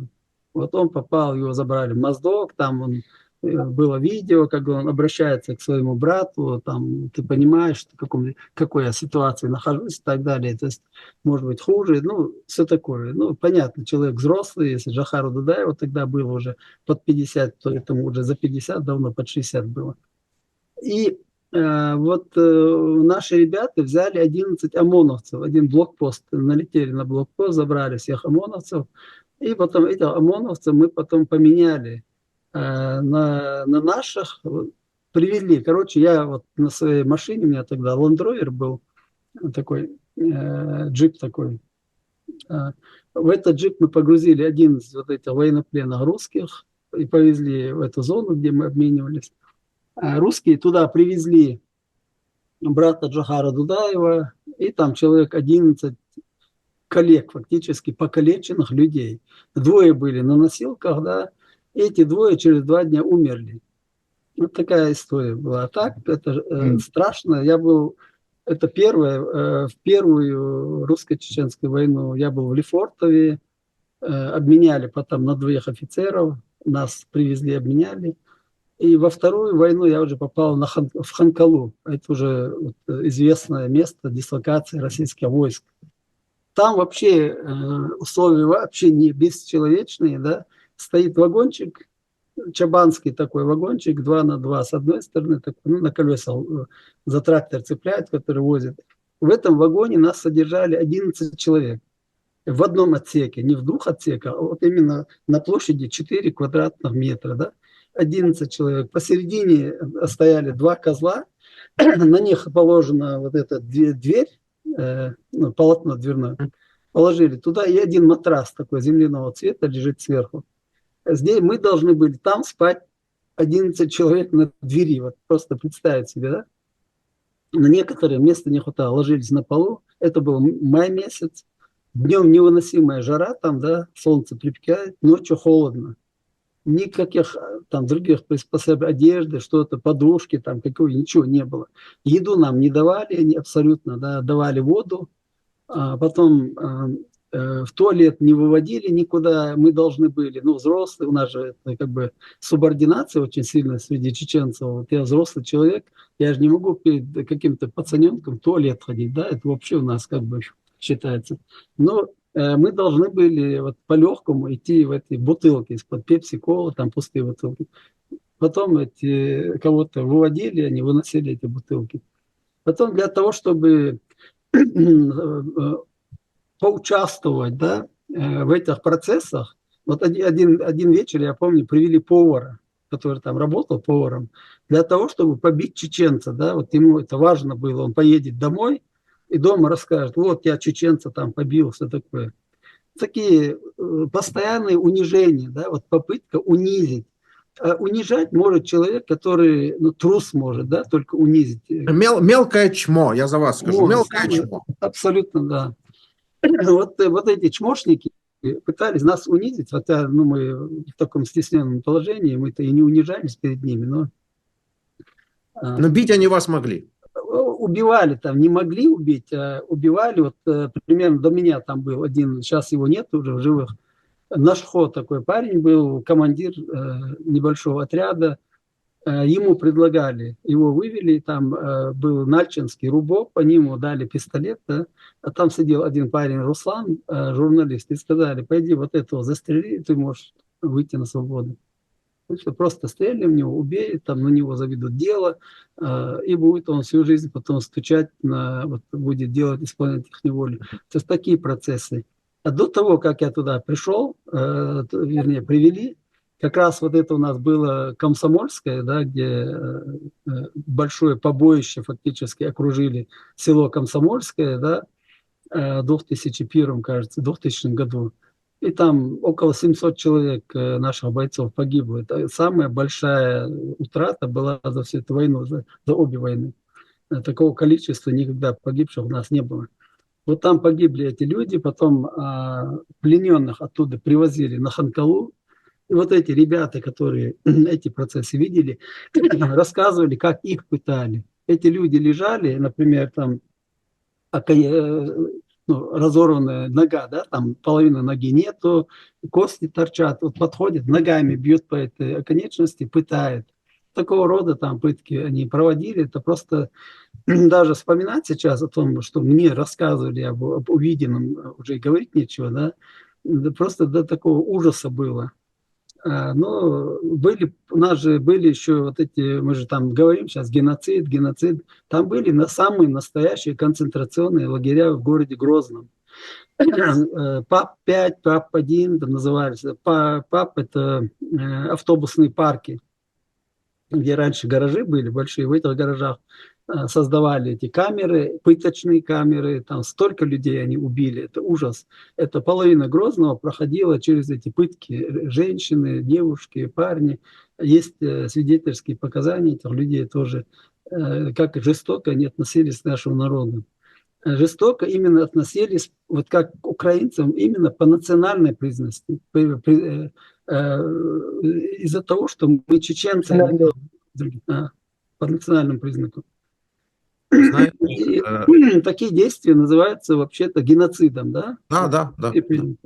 Точно такое же в Украине сейчас происходит, вот такой геноцид. Они до такой Можно степени... Да, говорите, извините. Да, я Ну, просто...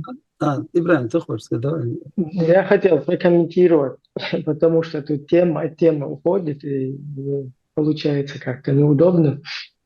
Я хотел бы вот предыдущую тему разобщенности в нашем обществе тоже проинформировать, да, у нас же тоже информационное вот это дело, информировать друг друга. И дело в том, что, к сожалению, вот в нашей среде это то, что происходит, вот эта вот разобщенность, это не естественным образом. То есть это не произрастает как-то изнутри общества, оно экспортировано, то есть от России, да, и вообще наше нахождение в Европе, скажем так, это было такое умышленное выдавливание людей, не как бы инакомыслящих, да, которых выдавили, потом установили там вот этот уже диктаторский режим полностью и потихоньку начали перекидываться как бы пропагандисты вот эти вот, потом, как я их называю, вот эти российские, ну, здесь их посольства, да, банпритоны, через которые они действуют здесь, и тоже там на местах свои люди. Просто в нашей среде, вот что у нас поймали, нашу слабость какую-то, это на религиозной составляющей, то есть через вот эти идеологические приемы, вот эти, используя идеологические инструменты, это вот так примерно работает. Да?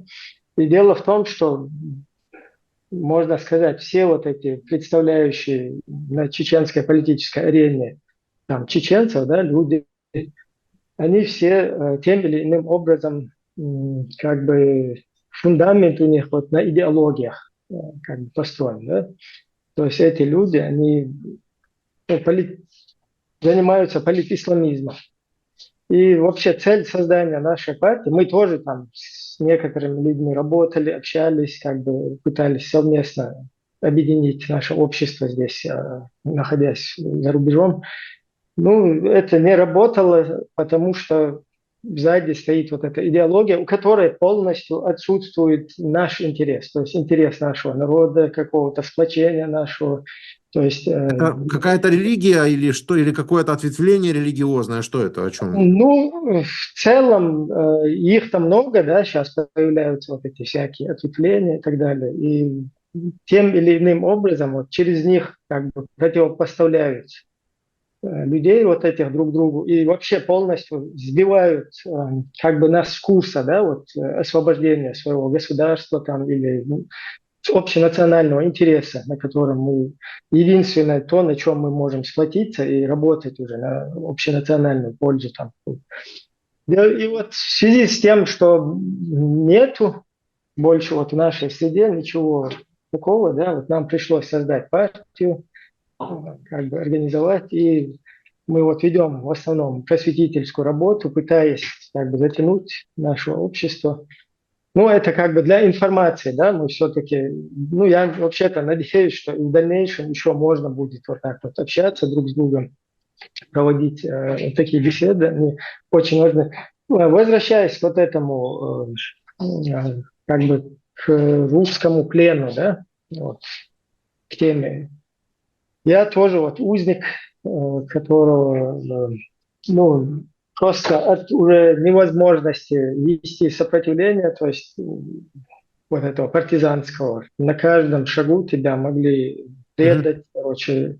То есть в последнее время, 2004 год, когда еще я там находился, было очень сложно. И, ну, в итоге меня все-таки сдали там. И вот отличие от Хусейна, таких привилегий, короче, в мой адрес, да, не было применено, да, потому что я содержался вообще там в каком-то бункерном помещении, постоянно с мешком на голове, там, вообще в сырой комнате, над которой была душевая, и вот это дело лилось постоянно туда.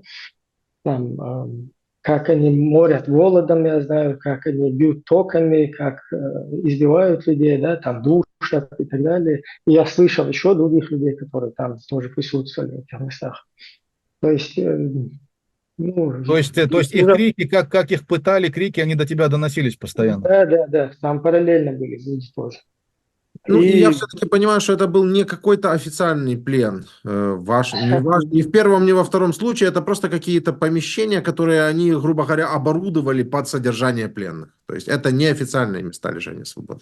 в моем случае совершенно верно. То есть я Не не был было, там. я тебе другое скажу, не было вообще официальных никаких. Был, например, на Березке, назывался он ГУОШ назывался, Главное управление объединенных штабов. Это 95-96 год, куда всех свозили из города Грозного.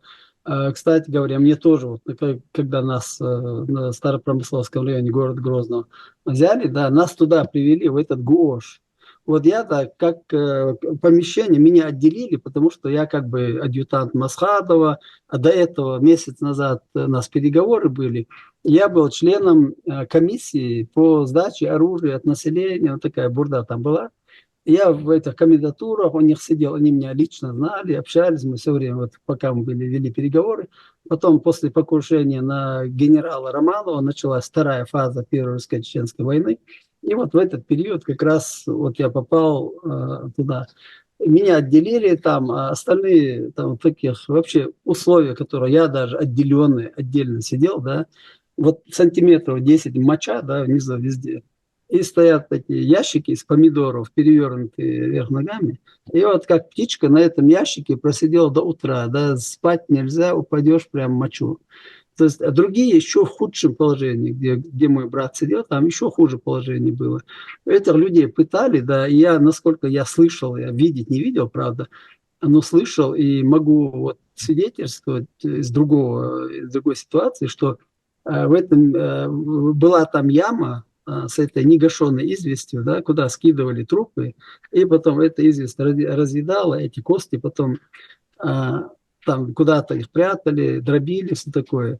А факт, что дробили, да, мы вот когда были на переговорах с района Ханкалы, откопали где-то 9, по-моему, 10 или 9 ящиков, больших ящиков из-под боеприпасов, из-под снарядов, пустые ящики, ну как бы снарядов нету, полностью они были забиты человеческими костями. Подожди, дробленный биологический Дробленные, материал в сожженные. этих ящиках.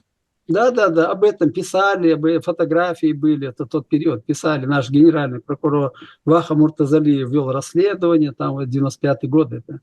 Вот эти ящики, да, мы демонстрировали их, там, ОБСЕ, там разные приезжали, смотрели. То есть, ну, дальше не пошло.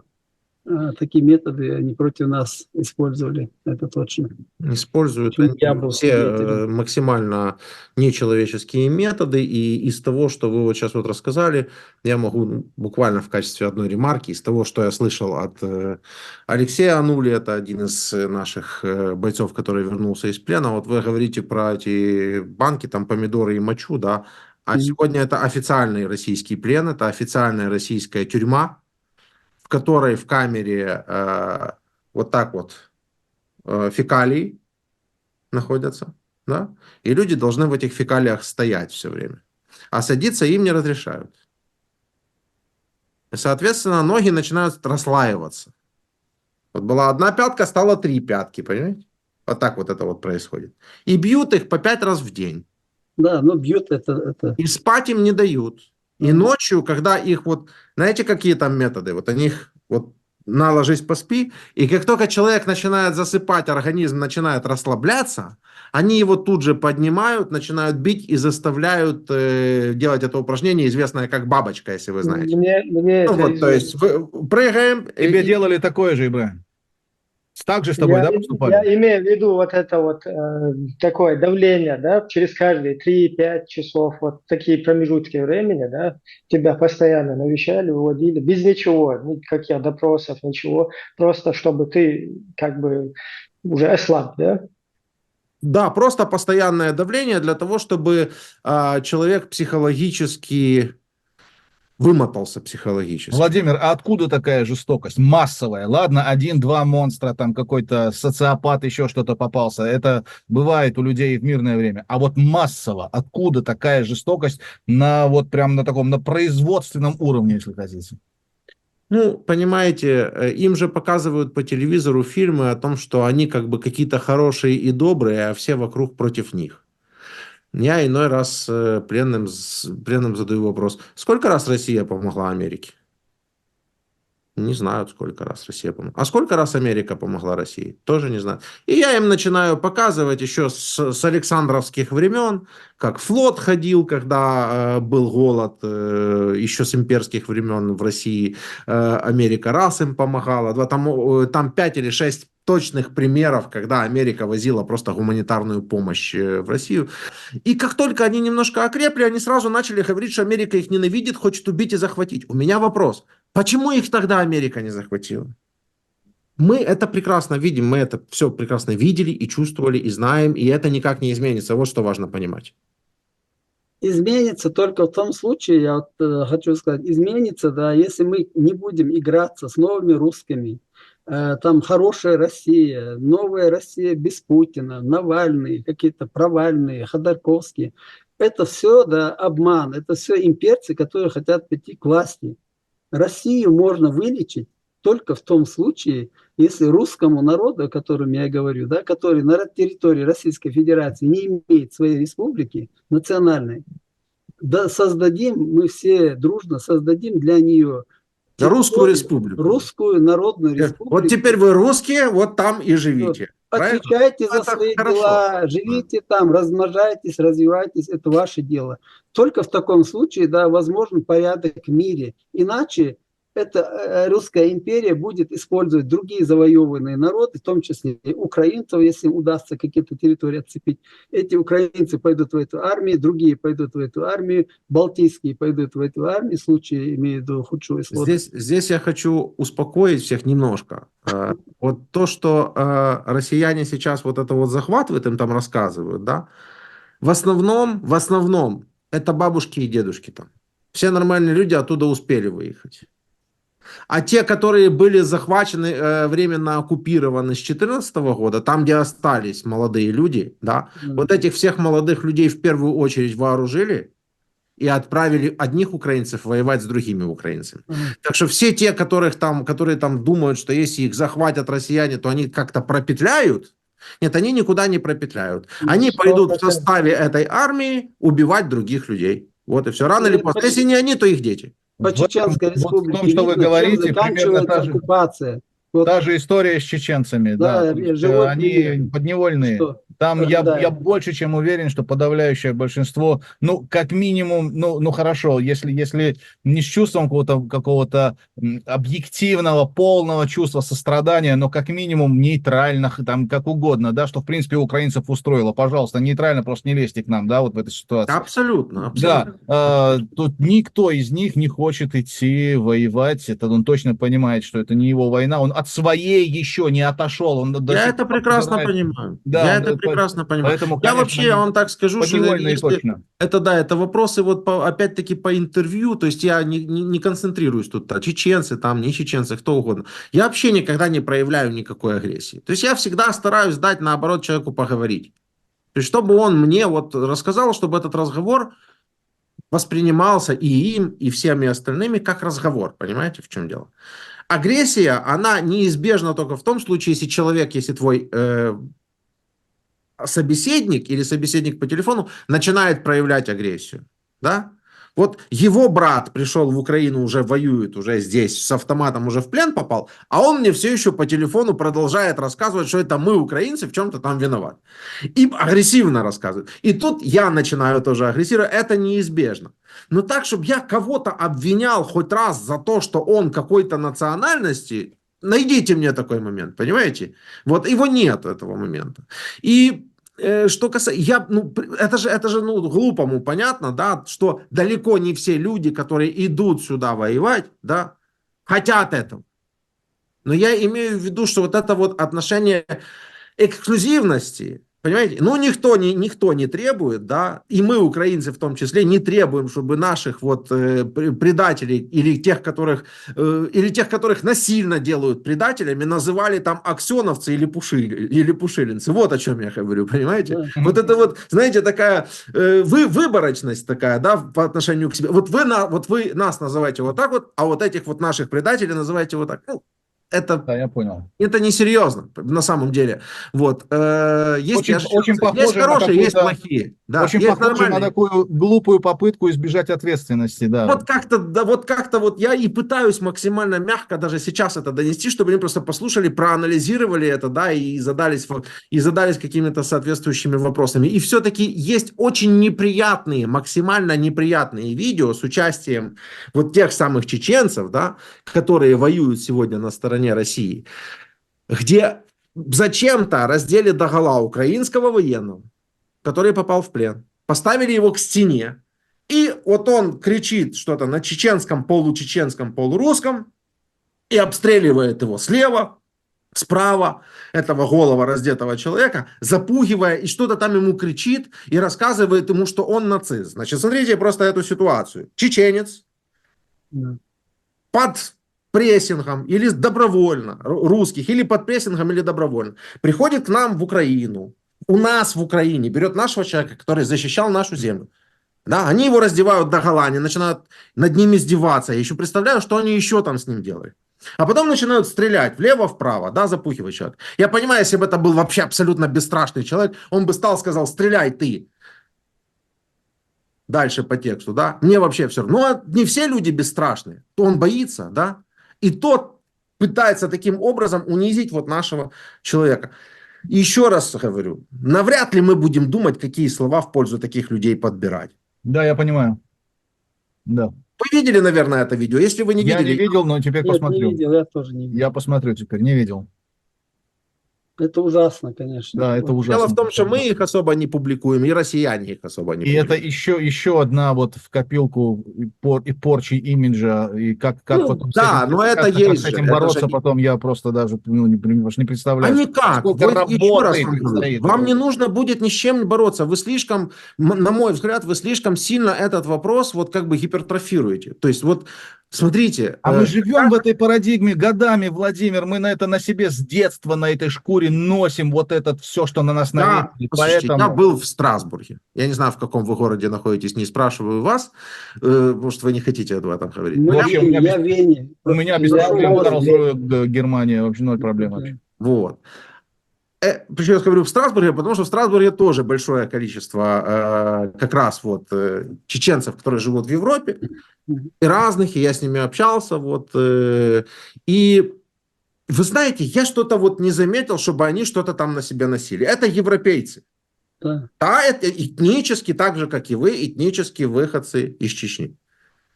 Но по всем атрибутам, по общению, по поведению, по всему, это абсолютно европейские цивилизованные люди. Я не думаю, что к кому-то там относятся как-то хуже из-за того, что он из Чечни. Я не знаю, может, я что-то не понимаю? Я тут не встречал. Ну вот. Во всяком случае, у меня есть с чем сравнить. Так остро, как в России, сколько я там натерпелся, и лично как человек, и вообще, как это на мою карьеру музыкальную повлияло, как меня закрывали из-за национальной моей принадлежности. Это просто, я даже диссертацию можно писать. Здесь я такого не встречал. Не договорил. Это Извините. им рассказывают, что они хорошие и добрые. Это им рассказывают по телевизору, что они хорошие и добрые. Но на самом деле большего зла в этом мире не существует, чем они, наверное. Потому что это они бегают у себя, там кричат «Россия для русских, Москва для москвичей», могут избить человека за какой-то другой разрез глаз или цвет кожи. Это у них происходит. И они идут куда-то искать каких-то нацистов, понимаете? То есть, может быть, вы просто до сих пор еще сами не вышли из их парадигмы. Потому что в Европе вас никто за это не ругает. И никто не акцентирует внимание. И вы, насколько мне известно, не поддаетесь никаким дополнительным проверкам из-за того, что вы чеченцы. Все, о чем вы говорите, что вот этот вопрос, на этом вопросе акцентируется внимание, что вот этот вопрос демонизируют. Так это все из России, ребята.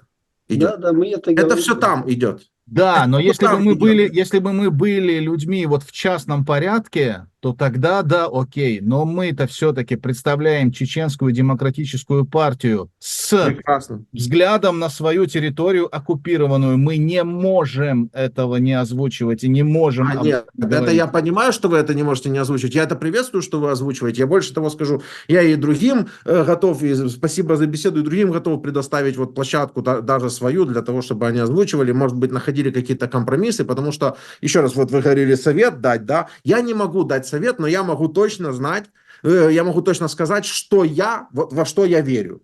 Я точно могу сказать, без чего у вас ничего не получится. Да. Вот у вас точно, это я так думаю, у вас точно ничего не получится без консолидации. Без дружбы между собой, без понимания без между единого собой. общества, да. Без, если вы не сможете, вот группа этих чеченцев, я не говорю там все 300 тысяч, хотя бы там, я не знаю, 50 тысяч соединить, чтобы это хотя бы было что-то внятное. Понимаете? Такое серьезное, понимаете? Вот. И если вы не сможете отбросить все главные противоречия и сконцентрироваться на основных каких-то моментах, а основной момент это ваша независимая страна, ваше независимое государство, да, которого вы все же его хотите. Да. Есть же либералы, там есть же демократы, есть праворадикалы, есть левые и правые, да, то есть есть разные. Но когда все они одинаково смотрят в вопрос того, что их страна должна быть независимой, они все равно объединяются, несмотря на разные взгляды в каких-то определенных моментах. Вот если вы не сможете этого сделать, не сможете собраться в один единый кулак, чего больше всего, между прочим, боится Россия, и именно она там пытается вас разъединить, это тоже абсолютно очевидно. Да? Вот без этого, вот какие тут советы не давай, и что не делай, и что бы там Украина не принимала, с чего мы начали, да, вот ничего не получится. Но тут попадание в десятку, полностью согласен, да. Ну, дело в том, что помимо консолидации и помимо вот этой разобщенности, у нас существует еще одна огромная, самая огромная проблема. Это радикализация нашего общества, то есть, которая работает именно начиная с середины 90-х годов, после первой русско-чеченской, вот, к нам начали поступать вот эти литература русскоязычная вообще такого радикального толка, да, и это сегодня это перешло в интернет, там создаются целые группы, потом сидят вот эти люди, которые всякими этими религиозными риторикой как бы оболванивают наше общество, и вот эта вот проблема, она в корне своей как бы на вот этой основе, да, на основе каких-то идеологий не получается сконсолидироваться. То есть вот эти, Я понимаю. они для того и созданы, да, чтобы разобщить. Конечно. И вот наша цель, тоже задача, это просветить, как бы максимально вести просветительскую работу, как бы разъяснительную, чтобы проявлять обществу. И вот, к сожалению, силы у нас неравные. Да, это безусловно. Это безусловно то, что силы не равны, и то, что Россия вбрасывает и будет вбрасывать эту разобщенность, будет сеять, это, знаете, никто не открыл тут никакую Америку, это все прекрасно понимают. Вот. И плюс еще есть чисто человеческий фактор, плюс еще есть чисто человеческий эгоизм, да, но все равно к этому надо стремиться. Вот в Украине был такой персонаж, как майор Джамбетов. Такой тип, который пришел в Украину якобы добровольцем, начал снимать тоже тиктоки, ну, такой активный. Я уверен, что вы тоже знаете о ком я. И потом через какое-то время очутился там, вот в этой оккупационной системе, возле Кадырова там. То есть вот это вот результат, ну или налицо, да, вот как работает вот эта вот идеологическая вообще машина. Мгм. То есть человек, он может сегодня здесь, завтра туда прыгнуть. То есть Ну, я всегда говорю, у него человеческий фактор его ценности никто не исключал абсолютно. абсолютно ценности, когда у человека перевернут вот этот вот весь мир, Да. да, когда у него ценности перевернули, там поставили какие-то идеологии на первое место, ну, ему как-то, он не брезгает, да, там, он может здесь стать на эту сторону, пострелять против той, потом стать на другую, пострелять против этой. У него важно, задача его там установить свои вот эти идеологические какие-то, ну, цели, да. Понимаю. Да, И хорошо. вот эти люди, они часто используют, да, как и эту карту, и эту, и Да, и точно так же, и точно так же очень нехорошие мысли напрашиваются, когда чеченец приезжает в Украину и декларирует, что он за Украину, и начинает в чем-то там обвинять украинцев, не пытаясь, да, на них выйти, да, с ним-то о чем-то поговорить, а пытается внести уже и здесь, в Украине, какую-то разобщенность между чеченцами и украинцами. Вот это возникают сразу же какие-то нехорошие вопросы. А и Понимаете? такие тоже есть. Конечно, такие есть. Конечно, такие есть. Кто-то выскакивает и начинает нести чушь просто. И я говорю, этот кто-то, это чеченец. Да, мы знаем, наблюдаем тоже. Он несет чушь, он несет ложь, он врет. Я просто не хочу, понимаете? Я не хочу опускаться на его уровень и начинать вот разбирать то, что он наврал там. Я уже на самом деле это косвенно сказал уже несколько раз. Потому что мне пришлось уже в конце концов это посмотреть. Это ложь. Все, что касается меня, от А до Я, все слова, это просто ложь. И большинство то, что касается моего коллеги. И то, что касается нашего проекта, это ложь. Это вам пример того, почему может быть между вами тоже, помимо российских вбросов, ведь я стараюсь думать, что все-таки этот человек не по заданию России работает, да? Вот почему и у вас, может быть, там до сих пор нет какого-то понимания. Потому что вместо того, чтобы попробовать поговорить друг с другом и сгладить углы, все бегут в разные стороны и, знаете, так, чтобы быстрее прибежать к финишу. Это У плохой нас финиш. проблема, Владимир, у нас проблема, да, более глобальная, проблема будущего нашего, если освободится наша, деоккупируется территория, какое государство, имарат, ИГИЛ построить, или же демократическое, светское, нормальное государство, которое было при Джохаре Дудае. Вот о чем идет спор. Это я понимаю. Я же так и сказал, правые и левые есть люди. Да, да. Ну, там, либералы и там радикалы есть. Да, я да, понимаю. да. Но вы все же за чеченское государство? Вы же все за него выступаете? Не Не просто. государство, За демократическое чеченское Да, государство я с чуть-чуть Конституцией, правами разъясню. человека и интеграцией в европейское и вообще мировое сообщество. А кто-то Я без Конституции, что ли? Я Есть чуть-чуть такие. разъясню. Есть люди, которые даже Конституцию грозятся после завершения, да, там, военного действия, после деоккупации, кинуть ее в печку. То есть вот эти люди, которые, ну, которыми движет вот эта идеология, там государство – это лишь плацдарм для достижения, да, своих каких-то целей. Я сам это изнутри знаю, потому что во время партизанской вот этой активной деятельности я тоже как бы сам частично был в этом, участвовал, скажем так, в этом. И вот эту идеологию, ну, я изнутри знаю.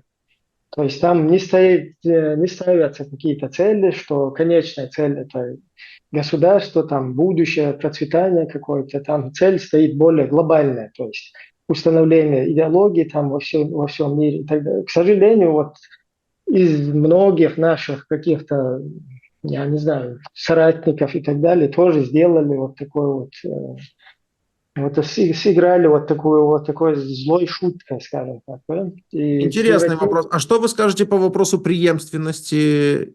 Вообще признаете ли вы, что он есть? Вообще такой вопрос на повестке дня. Как преемственность там президента, да, то есть кто-то президент в изгнании, кто-то вот легитимный, кто-то нелегитимный, да, вот эти вот вопросы. Они в вашей у группы поднимаются или нет? Просто я не хочу озвучивать то, что я уже слышал до этого. Мы более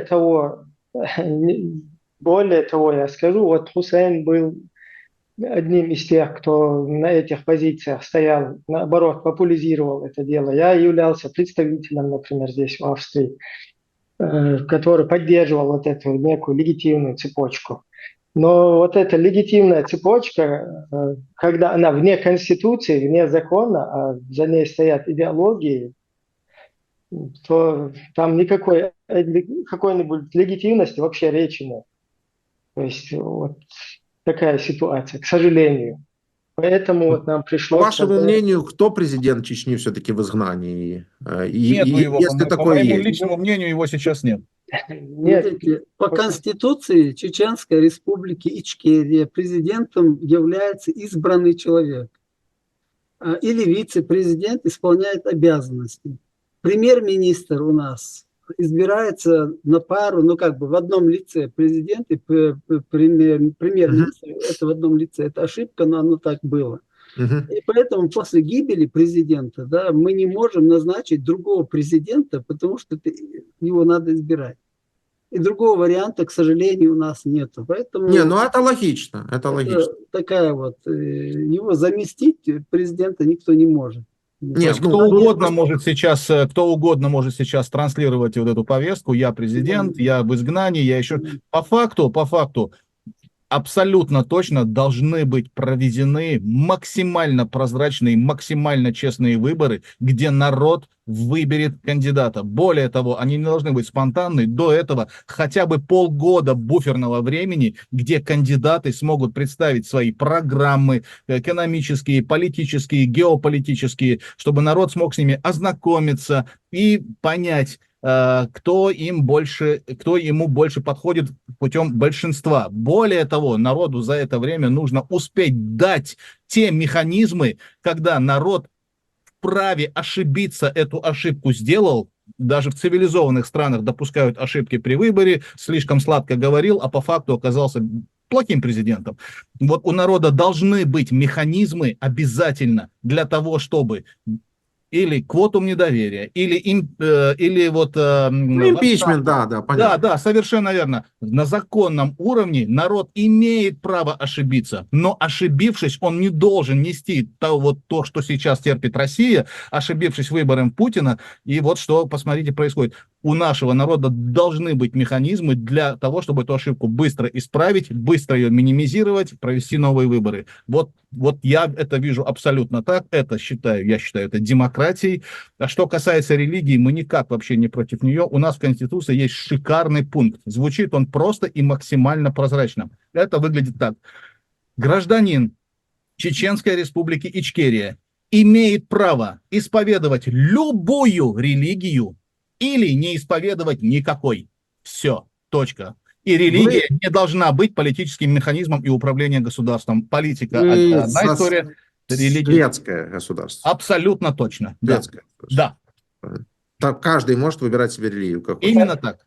Так у нас по Конституции мы светское государство. То есть люди, которые появились сейчас на политической арене и какие-то вписывают от себя туда пункты исправления и так далее, что вообще не соответствует ни законности, ничему. То есть с этим мы не согласны. У нас есть наша Конституция, вокруг которой мы должны все сплотиться, сконсолидироваться. Да. Ну, вот если вас кто-то, вот теперь я чуть глубже понимаю проблему, вот и демонизирует, вот еще один инструмент, как бы, и даже я бы, наверное, сказал основной. Это вот исламизация такая, ну, не, как сказать, исламизация. Это нормально, когда человек сторонник ислама, да, или как это правильно сказать? Ну, и исламизм. И исламизм, он и есть, это политическая составляющая. То есть мусульманин – это, понятно, верующий, ислам – это религия, Но исламизм, вы правильно выражаетесь, вот этот исламизм, именно политизированный ислам, да, он Да, это же полностью. инструмент. Это уже инструмент, скорее всего, спецслужбинский, но тут я уже без конспирологии. То, что инструмент — это факт, а кто его придумал, это уже надо будет разбираться дальше, поднимать там архивы и спрашивать у людей, которые были к этому причастны. Конечно, это инструмент. Религия — это личное дело каждого человека. Пожалуйста, у тебя в сердце есть свой храм, и вот как ты считаешь правильным выстраивать свои взаимоотношения с твоей религией, которую ты исповедуешь для себя, будь здоров, на здоровье. Политике этому не место, и это точно не должно быть механизмом управления государством и целым народом. Никак не должно влиять. Твои личные религиозные соображения — это твое личное дело. Ты сам строишь отношения с Богом, и сам, причем почти все религии об этом говорят, сам лично потом отвечаешь за свой пройденный в жизни путь. И поэтому нет. Светское государство на основе демократических принципов, конституции, права человека, закон, и вот все в таком ключе. То есть и в Конституции, я просто неправильно, может быть, понял, не записано исламом. Ну, то есть Нет, не конечно. прописано. Я же вам говорю, в Конституции Можно сказано о религии следующее. Каждый гражданин Чеченской Республики Ичкерия вправе исповедовать любую религию или не исповедовать никакой. Все. Понял, все. Я просто Владимиру хочу тоже информацию подкинуть, как бы, да, потому что я вижу там в его общении он тоже неправильно информирован.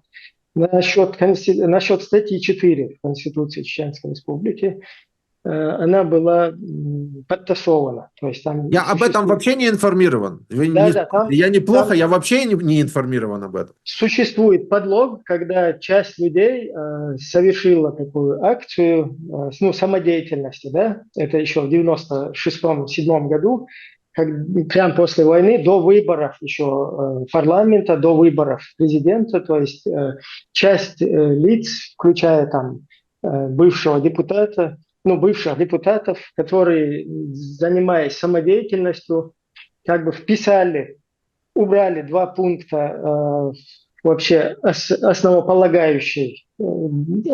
основополагающие два пункта из Конституции в статье 4, где сказано, что государственные, вернее, религиозные объединения отделены от государства. То есть это подчеркивает светскость нашего государства. Угу. И следующий пункт, где сказано, что ни одна идеология не может быть во главе государства официально. Все, вот эти вот два пункта, они четко подчеркивают Да, и они их убрали, да. То есть их аккуратно, не поставив известность ни народ, никого, вот эти вот люди, занимаясь самодеятельностью, вычеркнули эти два пункта и ввели туда новый пункт, где обозначили, что государственная религия в Чеченской Республике является ислам. Это незаконное дело, и об этом не был ни информирован ни народ, ни даже депутаты второго созыва в парламенте присутствуют. То есть им уже все-таки вписали, правильно? То, что говорит Ибрагим, это варварское вмешательство в Конституцию. Да, это они сделали незаконно вообще. Депутатам парламента второго созыва просто нагло всунули уже подтасованную Конституцию. И они наработали там, отталкиваясь от этого. И вот эти последующие всякие шариатские суды, которые начали происходить, потом побивание палками, расстрелы на площади, это вытекает из вот этого подлога, да, именно из вот этого момента. Все, что дальше это еще большой вопрос, на каких основаниях и что за люди это делали, с чьей подачи, потому что это варварское вмешательство в Конституцию. С таким же успехом любой Никифор, любой кто угодно может просто взять Конституцию, переписать ее, никому ничего не говоря, принести и сказать, вот теперь мы работаем по этой схеме. Сегодня есть еще часть людей, которые еще там доработали это дело в 2002 году. Еще, они ссылаются, что это Масадов в этом участвовал. Я, в принципе, тоже на этот момент был тоже в лесу, в этот момент присутствовал там. Помню, как Масадов тоже пытался там объединить все вот это сопротивление. И на тот период, вот я рядом был там с командованием, я не знаю такого момента, чтобы мы вносили что-то в Конституцию, делали какие-то поправки. Но говорят, там сделали какие-то еще дополнительные поправки, то есть люди в лесу, да, ни народ, ни парламент, вот эта вот самодеятельность, да, и на нее основывается сейчас большая часть вот этих людей, представляющих политический ислам, которые ссылаются вот на этот 2002 год, на вот эту вот самодеятельность, где прописано вообще противоречащее и нашей конституции, и международному праву, и вообще всем устоям, то есть, что Чеченская республика является исламским государством, и что это выбрал якобы чеченский народ. Ну вот видите, подходим все-таки докапываемся до истины постепенно. То есть не только нет единения среди чеченцев за рубежом, за пределами Чечни, я имею в виду, в вопросах там президентства, власти, общей какой-то структуры, но и даже нет единой конституции, на которую можете полагаться вы и они одновременно. То есть вы ее берете в том варианте, который был до вот этих вот варварских нововведений, по вашему мнению, Да, верно? А да. они уже новую конституцию. Ну, соответственно, здесь даже на этом уровне Здесь есть принципиально важный момент. Та, которая до нововведений и до отсебятины, она законна, со всех сторон законная, и она правильная не потому, что мы это говорим, а потому, что она со всех сторон юридически, политически, она верна и правильна. Проблема в том, что это никак невозможно будет доказать противной стороне. А вот то, что мы сейчас озвучили, это, конечно, уже никуда. Ну, противная сторона, по большому счету, противная сторона не основывается вообще ни на какие конституции. То есть эта конституция, она является просто поводом, да, для продвижения вот как этих... правильно до этого сказал Ибрагим, они с радостью бросят ее в печь. Неважно, исправленная, не исправленная. Масхадов кем на тот момент? Никакая им. Масхадов кем на тот момент был? Ибрагим.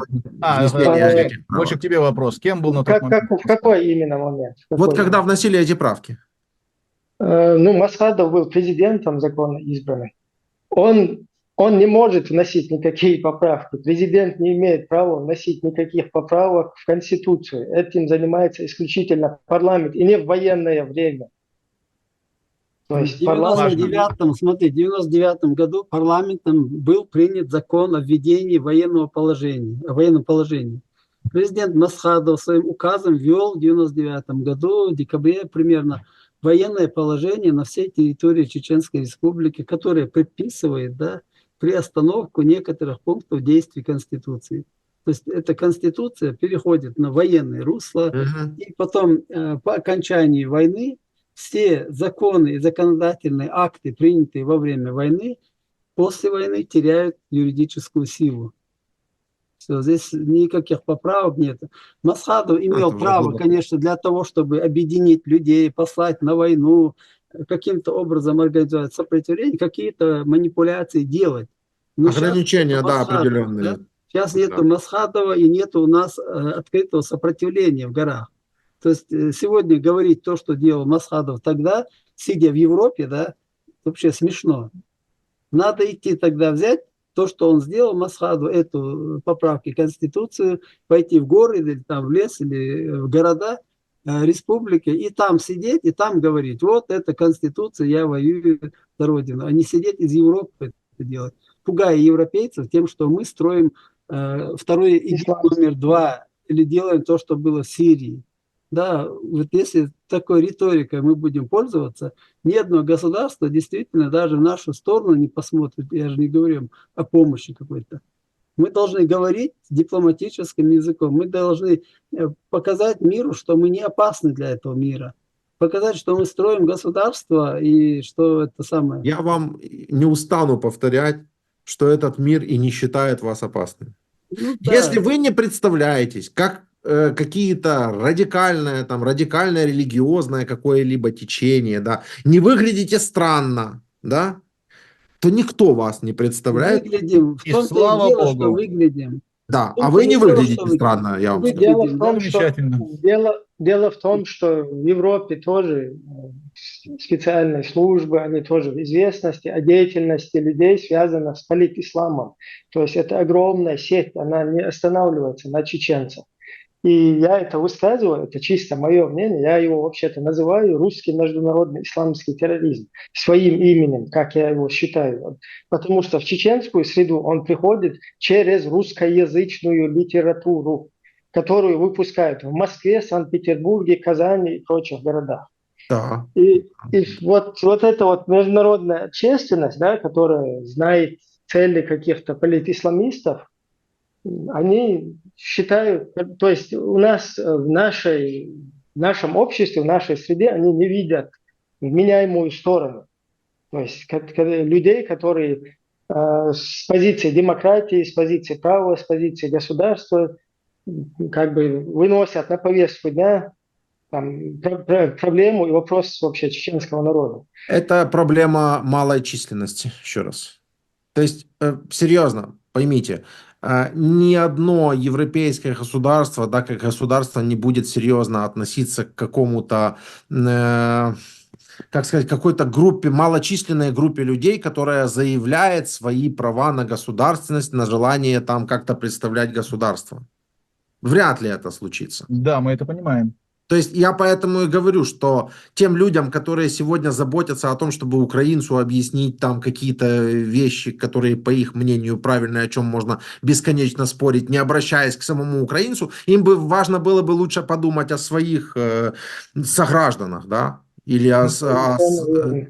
Я не думаю, что есть серьезные противоречия между просто правоверным, там, обыкновенным мусульманином и человеком, который считает себя ичкерийцем, чеченцем, который против Путина, который за свободную Чечню, но вообще не является верующим. Такое же может быть? Может быть человек атеист? Ну, может быть человек, не задающийся вопросом религии? Согласно чеченской культуре, согласно нашей государственной конституции, государственному закону, конечно, может быть. Но дело в том, что с точки зрения вот этих идеологий не может. Это как бы, ну если с точки, нет, смотрите, если с точки зрения какого-то человека, да, другой человек, который не придерживается его религиозных взглядов, априори там враг, неправильный и так далее, я, честно говоря, не думаю, что с таким человеком можно серьезно о чем-то разговаривать. Ну что ж, если у вас есть к нам вопросы еще, Владимир, или можем еще раз потом... Вы понимаете, у нас с вами толком никакой беседы серьезной, именно дискуссии не получилось, потому что вы не начали мне доказывать то, что мне обычно доказывают в комментариях. Ну, то есть вы же не сказали мне, нет, ты называй вот этих кадыровцы, значит, вот этих полукадыровцы, вот этих полнокадыровцы, а вот это вот чеченцы. Вы же таких вещей не стали мне говорить. Соответственно, мы просто побеседовали, вы немножко меня просветили в каких-то вещах. Может быть, я вам от себя что-то сказал, может, тоже какие-то, мысли натолкнул. И, в общем-то, все. Спасибо за общение, вопросов мне нет. По-моему, у нас, наоборот, получилась очень хорошая, цивилизованная беседа. Надо общаться, надо разговаривать, чем копить недопонимание, каждый у себя на своей стороне, а потом раз и, извините, не работает. Наоборот, надо общаться, разговаривать. Я за это. Это и есть демократия, это и есть цивилизованный путь. Мне очень понравилась наша беседа. Мы отлично говорили, где-то понимали друг друга, где не понимали, говорили, дискутировали, объясняли друг другу, как обстоят вещи. Для меня тоже много чего я сегодня услышал и узнал. Так что большое вам спасибо за время. Спасибо, что поучаствовали. Давайте общаться. Если вдруг у вас возникнет потребность, во всяком случае, на информационном поле, она бывает чуть ли не еженедельно, получить какой-то фидбэк от адекватной чеченской стороны, мы у вас есть, пожалуйста, связывайтесь на любые какие-то, где нужны наши комментарии с нашей стороны, мы готовы отвечать, готовы держать ответ. Давайте просто общаться, быть в контакте, быть на связи. Спасибо большое. А скажите, все-таки у вас в вашем вот движении это вот как бы замыкается на вашем круге, да, или все-таки, есть хотя бы какое-то число людей, которые вот, у нас поддерживают вашу идею? активных деятелей в партии около 50 человек, а так, конечно, у нас есть аудитория, люди, которые нас слушают, и тех, кто с нами соглашается, потихоньку все больше и больше, так что работаем. Я вас благодарю за беседу, супер, на связи тогда, да? Да. Все, всем спасибо, всем хорошего дня, вечера, любое время дня. Независимости, свободы, свободной приходите свободными, Ичкерии и да. слава Украине. У чеченцев есть такое приветствие, в переводе оно означает «приходите свободными». Вот всем этого желаем. Дякую. Большое. Слава Украине. Счастливо.